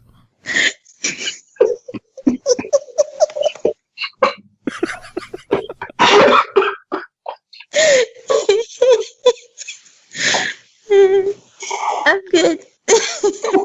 Are you sure? No.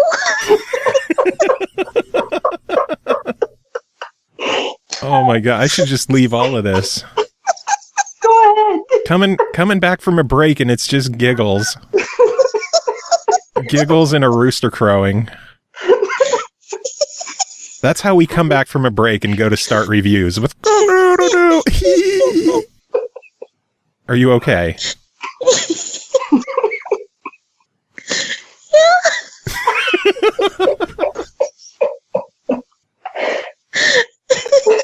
All right, Cole, you just sit there giggling, but our first game to talk about is called Vampyr, developed by DONTNOD, published by Focus Home Interactive, released June 5th on Xbox and PS4 for $59.99, Steam for $49.99.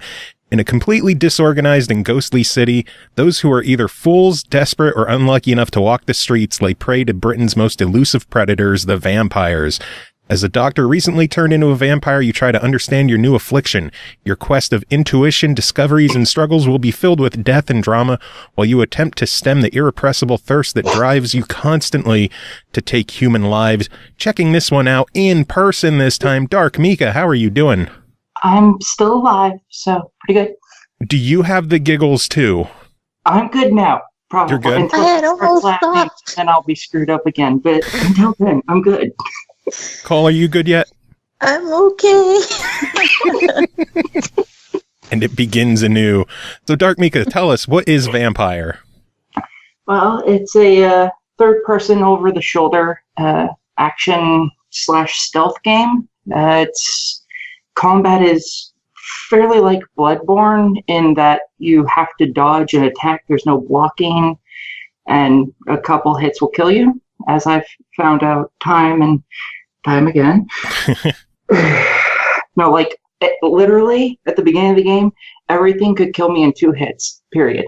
I've Nice. leveled up my endurance to like 40 or 60% now, and then kill me in 4 hits. So, yeah. Drives me nuts. All right, so what do you do in the game?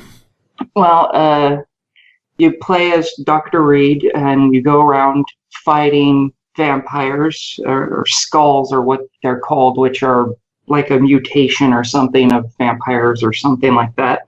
They don't really explain exactly what they are. And The skulls are when the when a vampire tries to make a new vampire and it goes wrong, then it's a skull. And skulls basically serve as slaves of vampires. yeah, they're You're not welcome. acting as slaves very well. They suck as slaves. They're just kind of Yeah. everywhere, just fucking everything up. You basically go around fighting those and do whatever your current objective is supposed to be. And that's pretty much it. You have some side quests, which are mostly just basic. Talk to this person, go fetch whatever the fuck they need, and bring it back to them, which is, fun or something. They're actually not that bad in this, because it's not like go fetch 50 things, it's go fetch one thing, and they're usually fairly close to where you talk to the person, so it's not too bad. Honestly, leveling up is the big pain in the ass in this game. Why is that?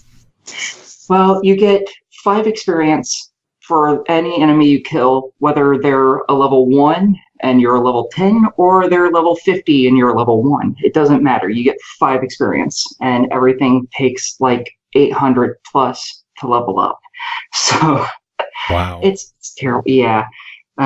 You get experience a few other ways, but the main way of getting experience in this game is to be a dick. And I didn't want to be a dick. They're civilians, not a great deal, many of them, but like 20 or 30 or something in the entire game. And you can find out hints about them, which raises the quality of their blood for reasons I don't understand. And that determines how much experience you get if you drain them of all their blood. So and they all give like 4,000 to 6,000 plus experience. So it's very heavily, you want to go kill all these people if you want to survive this game. Or you can really, really play like Dark Souls and Bloodborne and constantly be killed in one hit by not leveling up. So basically, to progress in the game, you need to go after the civilians. Yeah. You can beat it without doing that, as there's even an achievement for that. But if you want to have it an easier time beating the game, yeah, you need to go kill all the innocent people who are mostly dickbags. So, fuck them. Which way did you go, Cole? I've actually not killed anybody. Well, I killed one on accident because I didn't get the necessary hint so that I could avoid killing him. But it was like, well, it was either leave him alive and let him fuck up everything, or take the L and kill him. There's a really important aspect to whether or not you kill the civilians, is that killing them costs you their storylines. And a lot of the storylines intermingle, and you may miss out on some good rewards or side quests that you just can't complete, or you can't get hints about other characters if you kill them. And I'm one of those obnoxious completionist kind of people who wants to play all the storylines. And every time it comes up and say hint failed, I'm like, fuck you. How many hints have you had failed? I've had 3. I think I've had 2 or 3 hints that I've lost, and I've just been, and even the ones that I did lose weren't because I killed anybody. It was because like I chose the wrong answer, and yeah, and it's like, oh, that's not what I thought was gonna happen. See, I failed 2 of them at once by turning in the quest. I was like, what the fuck?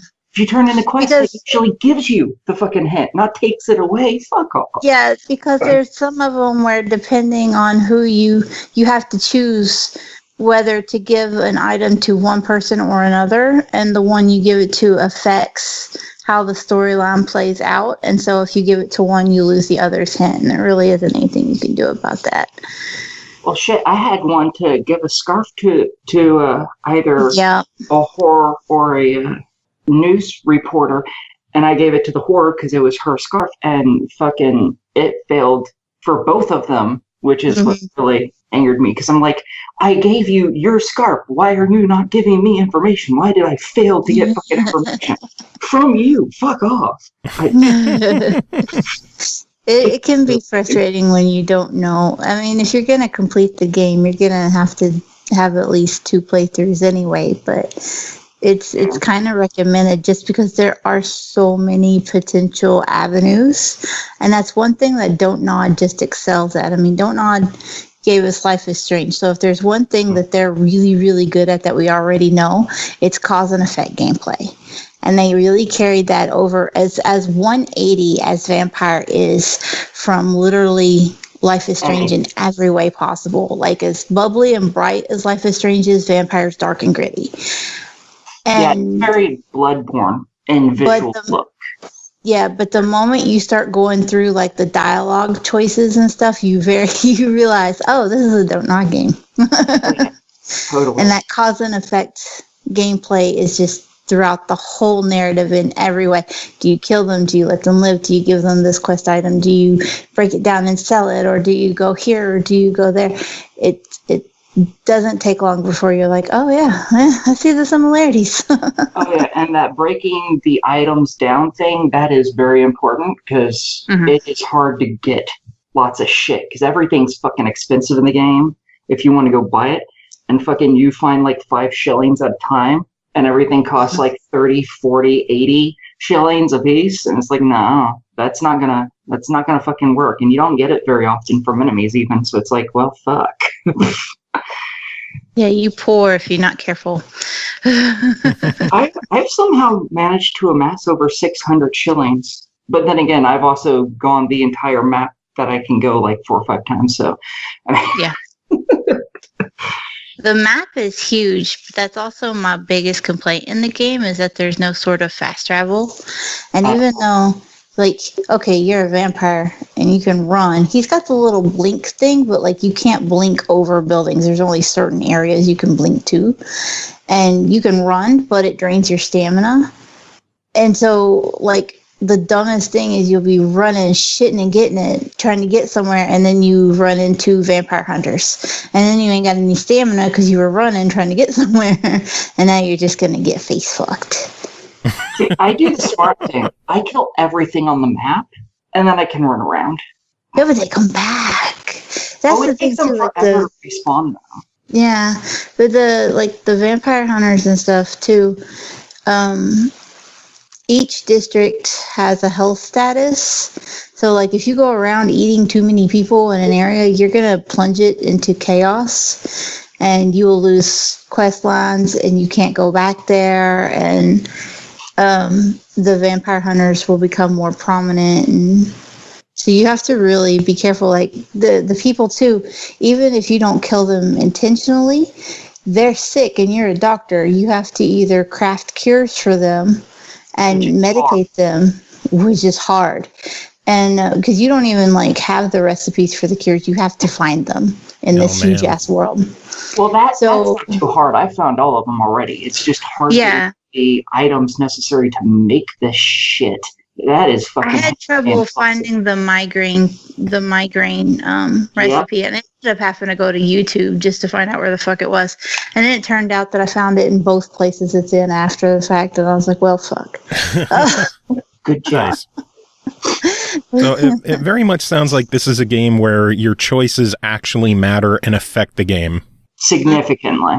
Even in the very beginning, when you first load up the game, it says play carefully your consequences, or own your consequences. Yeah. Like there's a disclaimer that tells you you're going to fuck up and you're going to have to just live with it. Nice. So what else? Anything else to say about the game, or are you two ready to give it a verdict? There's no manual saves. So if you no fuck manual up, saves. permanent fuck up. And that drives me nuts about games like this, where you have a choice and you're like, well, I think this is the right one, then it's not. And you can't go back and be like, well, I want it to be the right fucking choice. I don't want that. Drives me nuts. Yeah. Well, I guess that's Really part of the game, though, because if you had that ability to manually save and just go back, then your actions wouldn't matter. I'm fine with that. Now, like I was mentioning, though, with the stamina drain for the run and stuff, like I just wish there was some kind of fast travel, because you can end up crossing back and forth across London 70 or 80 times just before you even get to chapter 4 or whatever, and you're just constantly back and forth, and it can be a good 600-700 meters. I don't know what that translates to. Yeah, I'm the epitome of that. I haven't even finished chapter 2 yet, and I've been across the area that I can go like a few dozen times minimum, and it takes a good solid like at least 30-40 minutes to get from one end to the other. Yeah. Oh wow. You're just running back and forth, and then side to side. It isn't, the map is not the most helpful. It's not easy to understand. It's not a grid. It is very misshapen and organic. So it's all the streets go at angles and shit, and some places merge together, some go completely different areas. There is a map, but it's not a mini map, so it's not always up, so it's kind of worthless. And you may think like you're trying to go across the street, only to, like, when you're looking at the map, you're like, okay, I'm going to take this street to that street. Oh, no. And then like you, in practice, you realize there's like 95 buildings and a dead end. Oh god. Yeah. And so it is a little hard to navigate. You do get used to it, but because everything is so dark and gritty, and you don't have a flashlight or anything, it's 1918. No candles. You just kind of Spanish flu, so everything's dead around you. Yeah, it's just all dark, and you get lost really easily. It sounds happy. Oh Yeah. it's the game I've played. All right, so $60 on this one. What do you two think? Cole, you first. I give it an absolute buy it. I've had so much fun with it. I've put every bit of 40 or 50 hours in it so far. Wow. And I'm still going. I've still got side quests. I've still got collectibles. I've still got places to explore.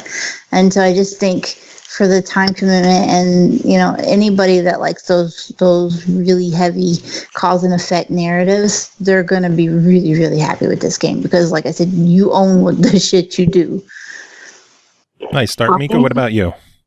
I think it's a buy it unless you absolutely hate the Soulsborne series. If you don't like that style combat, you're not going to really enjoy this game. But other than that, I say get it. It is fun. I've probably spent as much time as she has in it, and I'm not even half as far into the game as she is. So you've just been fucking around a whole lot more. I probably visited the entire map that is humanly, or in this case, vampirely possible, where she probably went straight to objectives at first, because I've literally gone everywhere. I've even beaten an optional boss already. Nice. Yeah. Yeah, sounds like a good one. I'm gonna have to dive into this one myself eventually. I just haven't had the time for it yet, but I did get it, so I'm just waiting. I remembered one more thing about the game. There's vampires. That could be your final thoughts. What are your final thoughts on the game? There's vampires and werewolves, which is really awesome in the game. Mm-hmm. You can actually cart them to vampire hunters and make the assholes fight each other, so you don't have to deal with any of them. Oh, nice. I love that. It's cheap and it's perfect. Because fuck them all. All right, next game to talk about is called ONRUSH, developed and published by Codemasters, physical edition distributed by Deep Silver, released June 5th on Xbox One and PS4 for $59.99. Dare to be reckless and win at all costs as you enter the world's most celebrated and globally streamed extreme sport. ONRUSH catapults you into the heart of the action as you chase down vehicles in vibrant, multi-layered landscapes that promise to thrill, excite, and encourage players to perform the most extravagant takedowns. This game is a fucking rush. First off, this is not a racing game. I got to make that clear right away. This is not a racing game because there is no like first place, second place, third place. It's pretty much team-based where you and up to 7 other vehicles fight against another team of 8 vehicles in one of 4 different events. It seems like it's more of like a deathmatch type scenario. It really is, especially because there's a heavy online component to it. It does have a single player, obviously. I poured a lot of time into the single player, dabbled a bit with the online. The 4 events, there is one where you just have to boost as long as you can to score points. And the first to so many points wins the round. Win, I think, 3 out of 5 to win the event. There's one where you have to go through gates to earn time to keep your timer up, and the first team that runs out of time loses. There's one where you have to take out the other team. There's 4 tiers of vehicles in the game, bikes, and then like lighter vehicles, medium vehicles, heavy vehicles, and you have to get everybody to the heavy vehicles on the opposing team's side. And the first team to run out of their switches, because each team, you know, you start with the light one, you switch up every time. The first team to run out of all of their switches loses. And then the last one, there is like a glowing field that you travel along with, and you have to stay inside it, kind of like a King of the Hill, but it's moving. Oh. So it requires a lot of teamwork. This is very much a team-based game, because there's no first place. Like I said, there's no first place.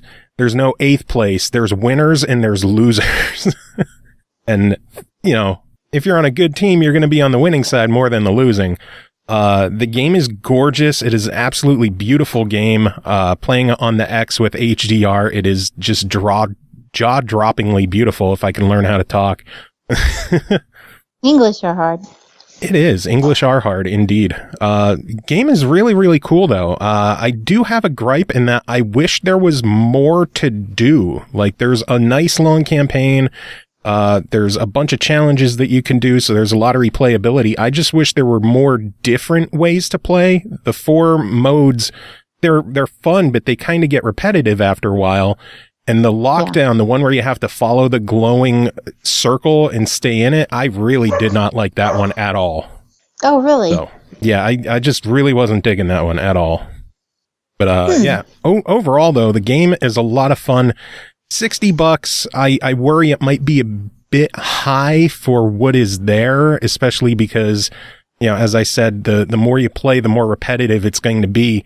But overall, I still give it a very recommended try. It is a lot of fun, and I hope that the online community stays big and stays involved, because it is a blast when you're playing online and just shit-talking other people. It is a blast. Awesome. But from one racing game to another, the next one is MotoGP 18, developed and published by Milestone, released June 7th on Xbox, PS4, and PC for $59.99. It's coming out later this month on the Switch as well. Become the star of 2018 MotoGP season. Pursue your career as a professional rider, starting from the Red Bull MotoGP Rookies Cup to the premier class of the MotoGP. Cole, tell us about this one. So this is basically a motorcycle racer. It's not the first in its series. There's been others, but there's been some dramatic changes with this one compared to its predecessors. One of the biggest shifts is that Milestone switched to the Unreal Engine for the game, and they also used drone sampling technology to design the maps, the tracks. So they're legitimate 19 tracks that have been scanned from real life tracks on a 1-to-1 scale. Nice. The tracks themselves are incredible, and you can choose how in depth you're willing to go around them. Like if you only want to do 15% of the race and take 3 trips around, that's fine. You can up it and make them longer if you're enjoying it or if you're trying to learn it. Like I said, the track themselves all look great. It's the areas that surround the tracks that leave a little something to be desired. I'm sorry, it's ugly. The advertising banners are heavily pixelated and kind of washed out. What little bit of crowd is there looks like maybe they were copied and pasted from an older game and just added in. They just don't look like they fit. And it's really a shame because you can tell that the tracks were... What happened? I got to interrupt for a second. Vertically Impaired just donated $25. What? Holy shit. You are amazing, man. You are absolutely amazing. Right? Thank you very much. Had to interrupt there for a second to give the shout out. Now I don't remember what I was talking about. I remember you saying that things are ugly. Yeah, I mean, it's a shame because so much attention to detail went into the tracks themselves that the rest of the surrounding world is just really disappointing. And of course, when you're moving at high speeds like you are on a motorbike, it just looks that much worse, and it looks very grainy and pixelated and just kind of sad. I just expected a little more. I'm not sure why. I just did, and I was a little let down by the graphic quality, unfortunately. One of the other additions is that apparently the other MotoGP games didn't have tutorials. Now we have tutorials. Yay! Yay! Which is fantastic because this is hard. You can set the game to be fairly easy, whereas you just hold the trigger and occasionally tap the brake and you're fine. But if you really want to race it properly and like the simulation that it's supposed to be, you're obviously not going to want to do that. Yeah, I'm about the arcade myself. Yeah, I like the super pussy crybaby mode. I set the difficulty of the AI down to 20%, and I was still coming in 25th out of 26. Oh, Jesus. Got to get good, scrub. Yeah. Well, at least with the tutorials, you're going to know where you're coming in at, because it doesn't just have like a basic pull the trigger and hope for the best kind of tutorial. It actually breaks the tutorials down into difficulty, so you can tell by, okay, well, I beat the beginner and it was fine, so I'm fine to try out the semi-pro or the pro, and you'll get an idea of how you're going to be able to play the game itself based on where you stand in the tutorials, which was really helpful. Because it told me that I failed even the most basic shit. Nice. One thing too that they've done is they've added some new physics to the game, so that if you know anything about motorcycles and motorsports, you know that they make those really tight turns and they almost lay the bike down on the ground when they're going around curves. There's a few different postures that riders use for that. And you actually get to choose the posture for your rider that's most beneficial to how you're going to play. So there's 4 options. There's balanced. You can choose like elbows to the ground or shoulders out. And basically it just helps so that you're not wrecking as frequently, unless you're like me, and then the AI doesn't care and they will wreck you every corner anyway. Nice. It was just disappointing, that it was graphically struggling, and then also that the AI were assholes even when they were set down. Nice. To not be. You can customize your rider, and you are supposed to play like the career mode actually goes through this whole shebang of having like cutscenes thrown in where you see your rider getting prepped for the races, and there's no podium though. If you win, it doesn't come up and be like, yay, you don't get a celebration, which is kind of sad. But it is neat that you can see your rider model in these cutscenes, which is cool. I like when customization is like that, but the customization was fairly limited. every rider model wears the exact same suit. There's no difference. They're all sponsored by Red Bull, apparently, every last one of them. And but you can choose, like, you know, your rider's gloves and stuff. So it was kind of funny because my rider was like in the blue and orange Red Bull get up with hot pink gloves and hot pink boots. Nice. And he was a dude because you can't be a chick. Other than that, there's not a whole lot left to it. There are the 3 game modes in addition to the campaign that you see in a lot of these racers. It's just Grand Prix, a time attack, and championships. And then there is online. Not the most solid net code though here.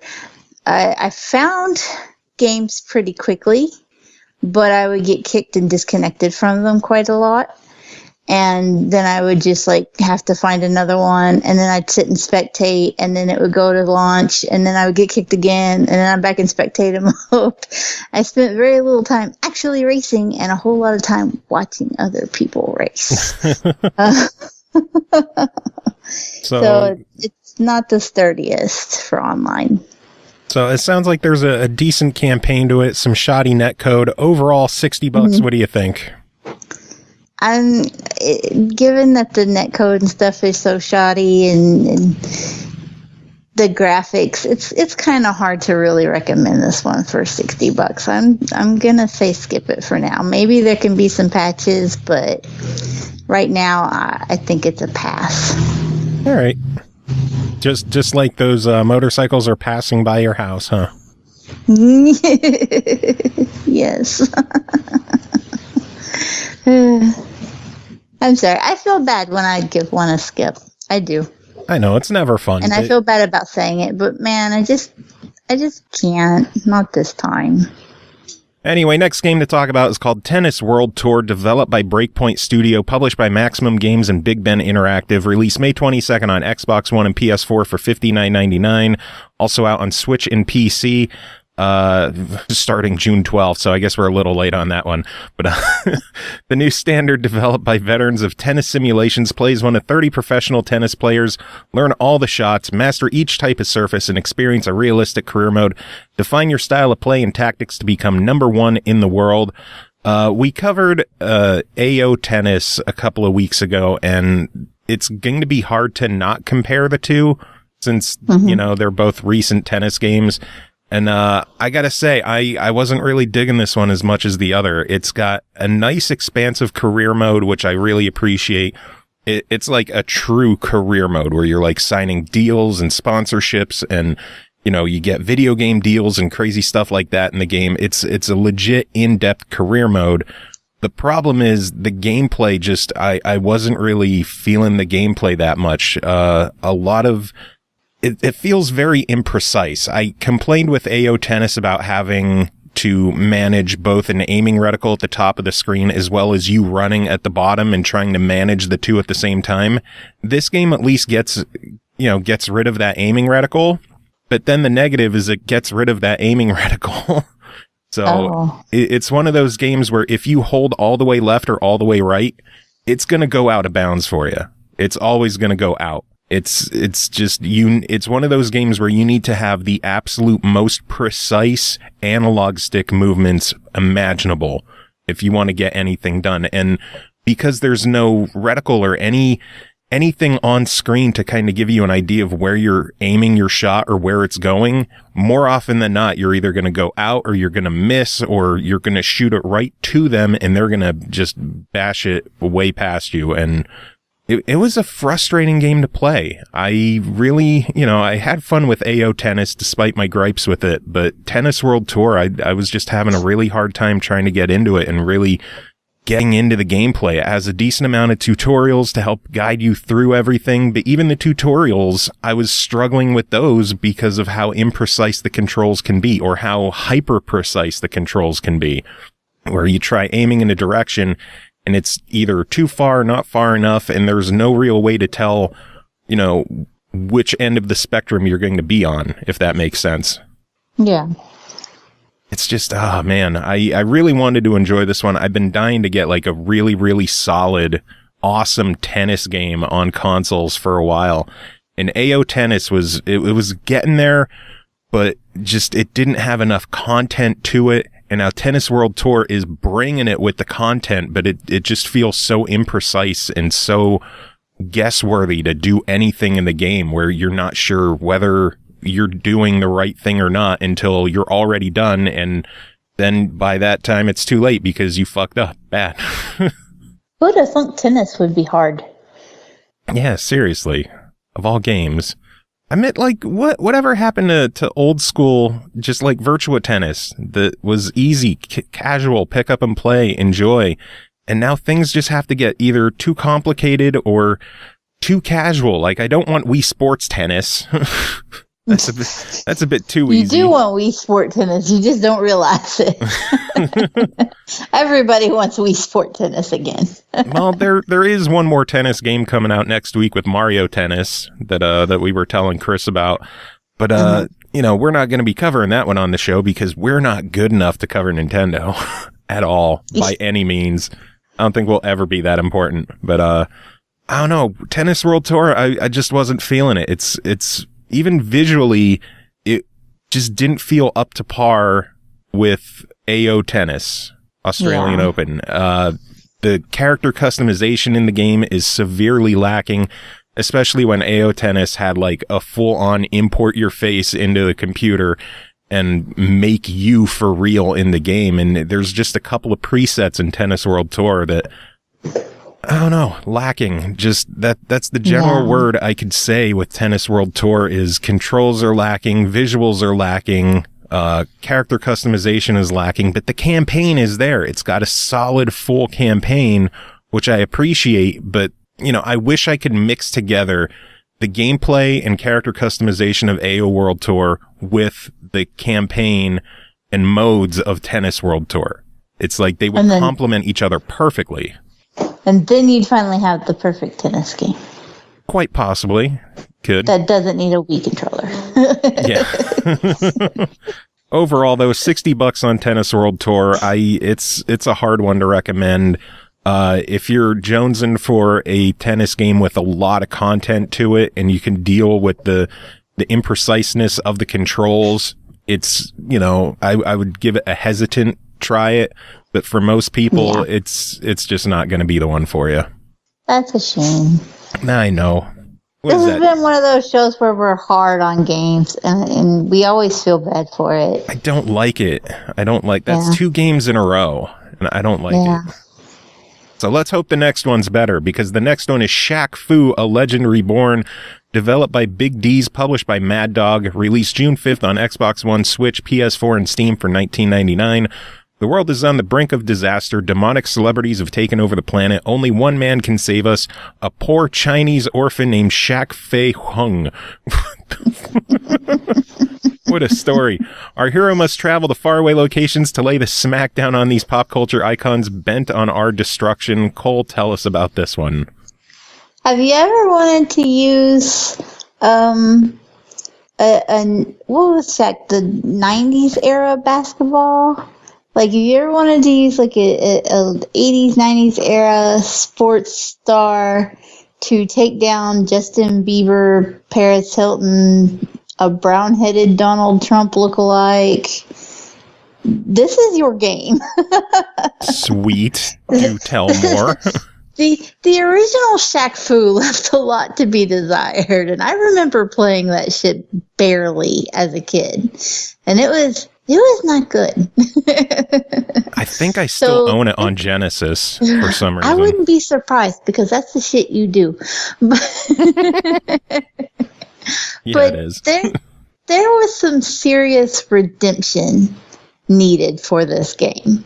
Just to even say the name Shaq Fu legitimately as a 2018 release in a gaming circle, if you didn't want the stink eye, you had to do something serious here. And they did a really good job. I give them serious credit.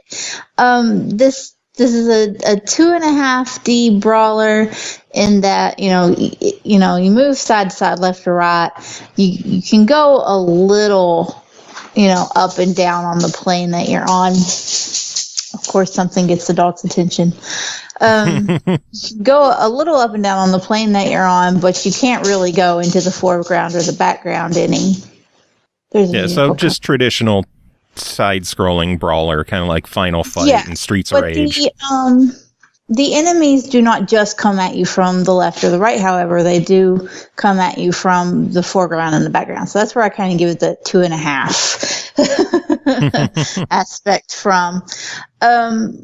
Mostly you're just going to be moving forward, mashing X, and just beating the ever-loving shit out of anything that gets close to you. You do get swarmed sometimes, and you do build up sort of like a rage meter where you can do a super and slam the ground, send out a wave, and knock back some enemies and stuff. It's not overly complicated. It's even a little on the repetitive side. And the game actually kind of mocks itself for that. And that's where the game really shines, is that the humor just carries everything else. Like, you can forgive the fact that it's a little repetitive because it's just so over the top goofy that you want to see what they throw at you next.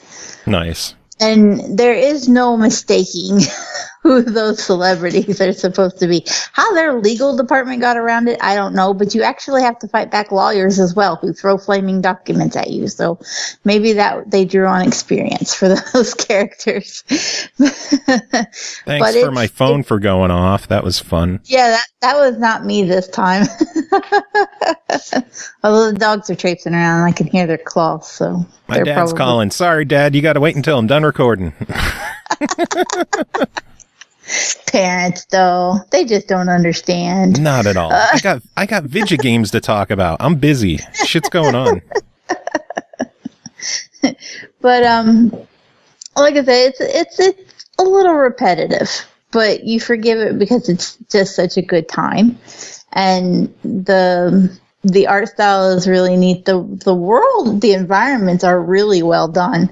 The 3D characters do feel a little off, but I have mentioned before that I have this odd stiff aspect to me where I'm like, no, everything has to be a similar art style and blend perfectly or it just looks ridiculous. Mm-hmm. So that's just me being quirky over the art style rather than it legitimately being an issue. Yeah. It's just one of those things that I just look at and go, something just feels a little off, but it's fine. It really is fine. It's just good fun. It really is. It's only gonna take about 2.5 to 3 hours to actually beat the campaign. It's kind of short, but there's some replay if you're gonna go back and grind out the achievements. And there's chapter select, which automatically gets it a bonus point in my book because fuck that doesn't have chapter select. And I know you briefly mentioned the humor. I just want to go in that I picked this up myself, and holy shit, this game is funny. Just the tongue-in-cheek humor, referring to how bad the first game was, and even like the cheap product placement in the game, like something that completely refills your health is Icy Hot. And every time you pick it up, it's like, ooh, yeah, Icy Hot, that smooth, relaxing feel. He's just constantly plugging, and it is hilarious. There's even one part that's kind of funny where he's like, once he makes it from China to LA, and there's a billboard with him smiling, holding Icy Hot, and he's like, "Oh, it's nice to see Chinese representation in American media," and you're just like, "You're not Chinese." Have you not played the game? Of course he is. He was an orphan. He was a Chinese orphan. young little Chinese boy, Shaquille O'Neal. It's just so over the top ridiculous that you can't help but enjoy yourself a little with it. Yeah. Well, overall, $20 on this one. What do you think of it? I definitely give it a buy it. I actually completed it. I didn't just play it. I completed it. Ooh, look at you. Yes. Ms. Fancy, I'm going to complete a game. What the fuck else am I going to do with my bum leg? True. Very true. But yeah, I definitely give it a buy it. It was a lot of fun. They redeemed themselves, and I hope that there's a Shaq Fu 2? Would it be 3 now? What is it going to be? I would just call it Shaq 2. Shaq 2. Instead of Shaq Fu. Anyway, I hope there's a sequel because it was fun. Good stuff. One final game to talk about tonight that is called Block-A-Pix Color, developed and published by Lightwood Games, released May 17th on 3DS for $7.99. Reveal the picture by dividing the grid into smaller rectangular blocks. Each block must contain one clue number, which tells you the number of grid squares covered by that block and the color the block will be painted. Block-A-Pix can always be solved using logic and deduction. You don't ever have to guess. Our good friend Alan Bish covered this one for us, and let's see what he's got to say. Block-A-Pix Color is a puzzle game for the 3DS developed and released by Lightwood Games. It's a logic puzzle that I could best describe as Minesweeper in reverse. Instead of taking away blocks until none are left, you fill in blocks of different colors until a picture is revealed. The various parts of the grid that have numbers that tell you how big the block is, and the player uses surrounding blocks as context clues to finish the puzzle. It sounds complicated, but fortunately there's a helpful info button on the title screen that explains everything. There's 120 pictures to solve. While the easy puzzles took me less than a couple minutes each, the larger, massive puzzles took over an hour or more to complete. So wow, they get big. Progress can easily be saved on each individual puzzle, so they never have to be done in one sitting. These puzzles involve logic instead of guessing, so they won't make you pull your hair out in anger. But even if you do want to guess, a simple press of the X button checks over your work for mistakes and easily fixes them for you, making this a relaxing non-challenge. The only major issue to me was the songs, or rather, the song, capitalized the song. There's one single chiptune style music track in Block-A-Pix Color, and it plays on loop endlessly. It can be turned off in the pause menu, and it's the only option in the pause menu other than saving, so it's either that or silence. Block-A-Pix Color is a relaxing puzzle game that you can easily lose a lot of time to, but I have to note that the creator of the puzzles themselves, Conceptus Limited, has the same type of game and many more available on iOS and Android, and you might find the mobile game version's free-to-start model a better value than the $7.99 eShop asking price. So if you're looking for a non-stressful 3DS puzzle game to wind you down for the night, Block-A-Pix Color isn't a bad choice. Good stuff. Yeah, Nice. I like the games that Lightwood puts out. So I don't know that I've played any of theirs. I don't think they have anything on Xbox. I think it's all been like 3DS and Switch and stuff like that. Awful. No, they're automatically bad. Get them touchscreens involved. Xbox needs a touchscreen controller, and then we could get them. Oh, Lord. Oh, Lord. Touchscreens are bad for accessibility, guys. Just gonna put that out there. Don't you use a touchscreen tablet to draw? No, it's not for touch. It has a pen. Still, it uses a stylus. It's still touchscreen. No, I can't touch it with my fingers and make it work. It's stylus only. Oh, well, if you have a 3DS, that has a stylus. I don't have a 3DS. The kids have one of the old DS Lites, and it has a stylus, but it's also touch, I think. Well, you got to upgrade your Vidya games. I do. If somebody wants to pay to improve my kids' DS collection, then that's on them, but it's not going to be me. Bah. We need to get you more consoles to keep you occupied while you're stuck in your chair, While unable to pee on your own. Please help me heal by buying me consoles. Yes. Or a better computer. that is how people heal. And if anyone's getting a new computer out of this show, it's going to be goddamn me. It would heal my heart and my knee. Oh, man. Anyway, that is it for this episode of the show. I know it's been a long one, so we'll wrap this up, I guess, right away. So, any final thoughts on E3 and everything else? No, just don't fall in dog puke, okay?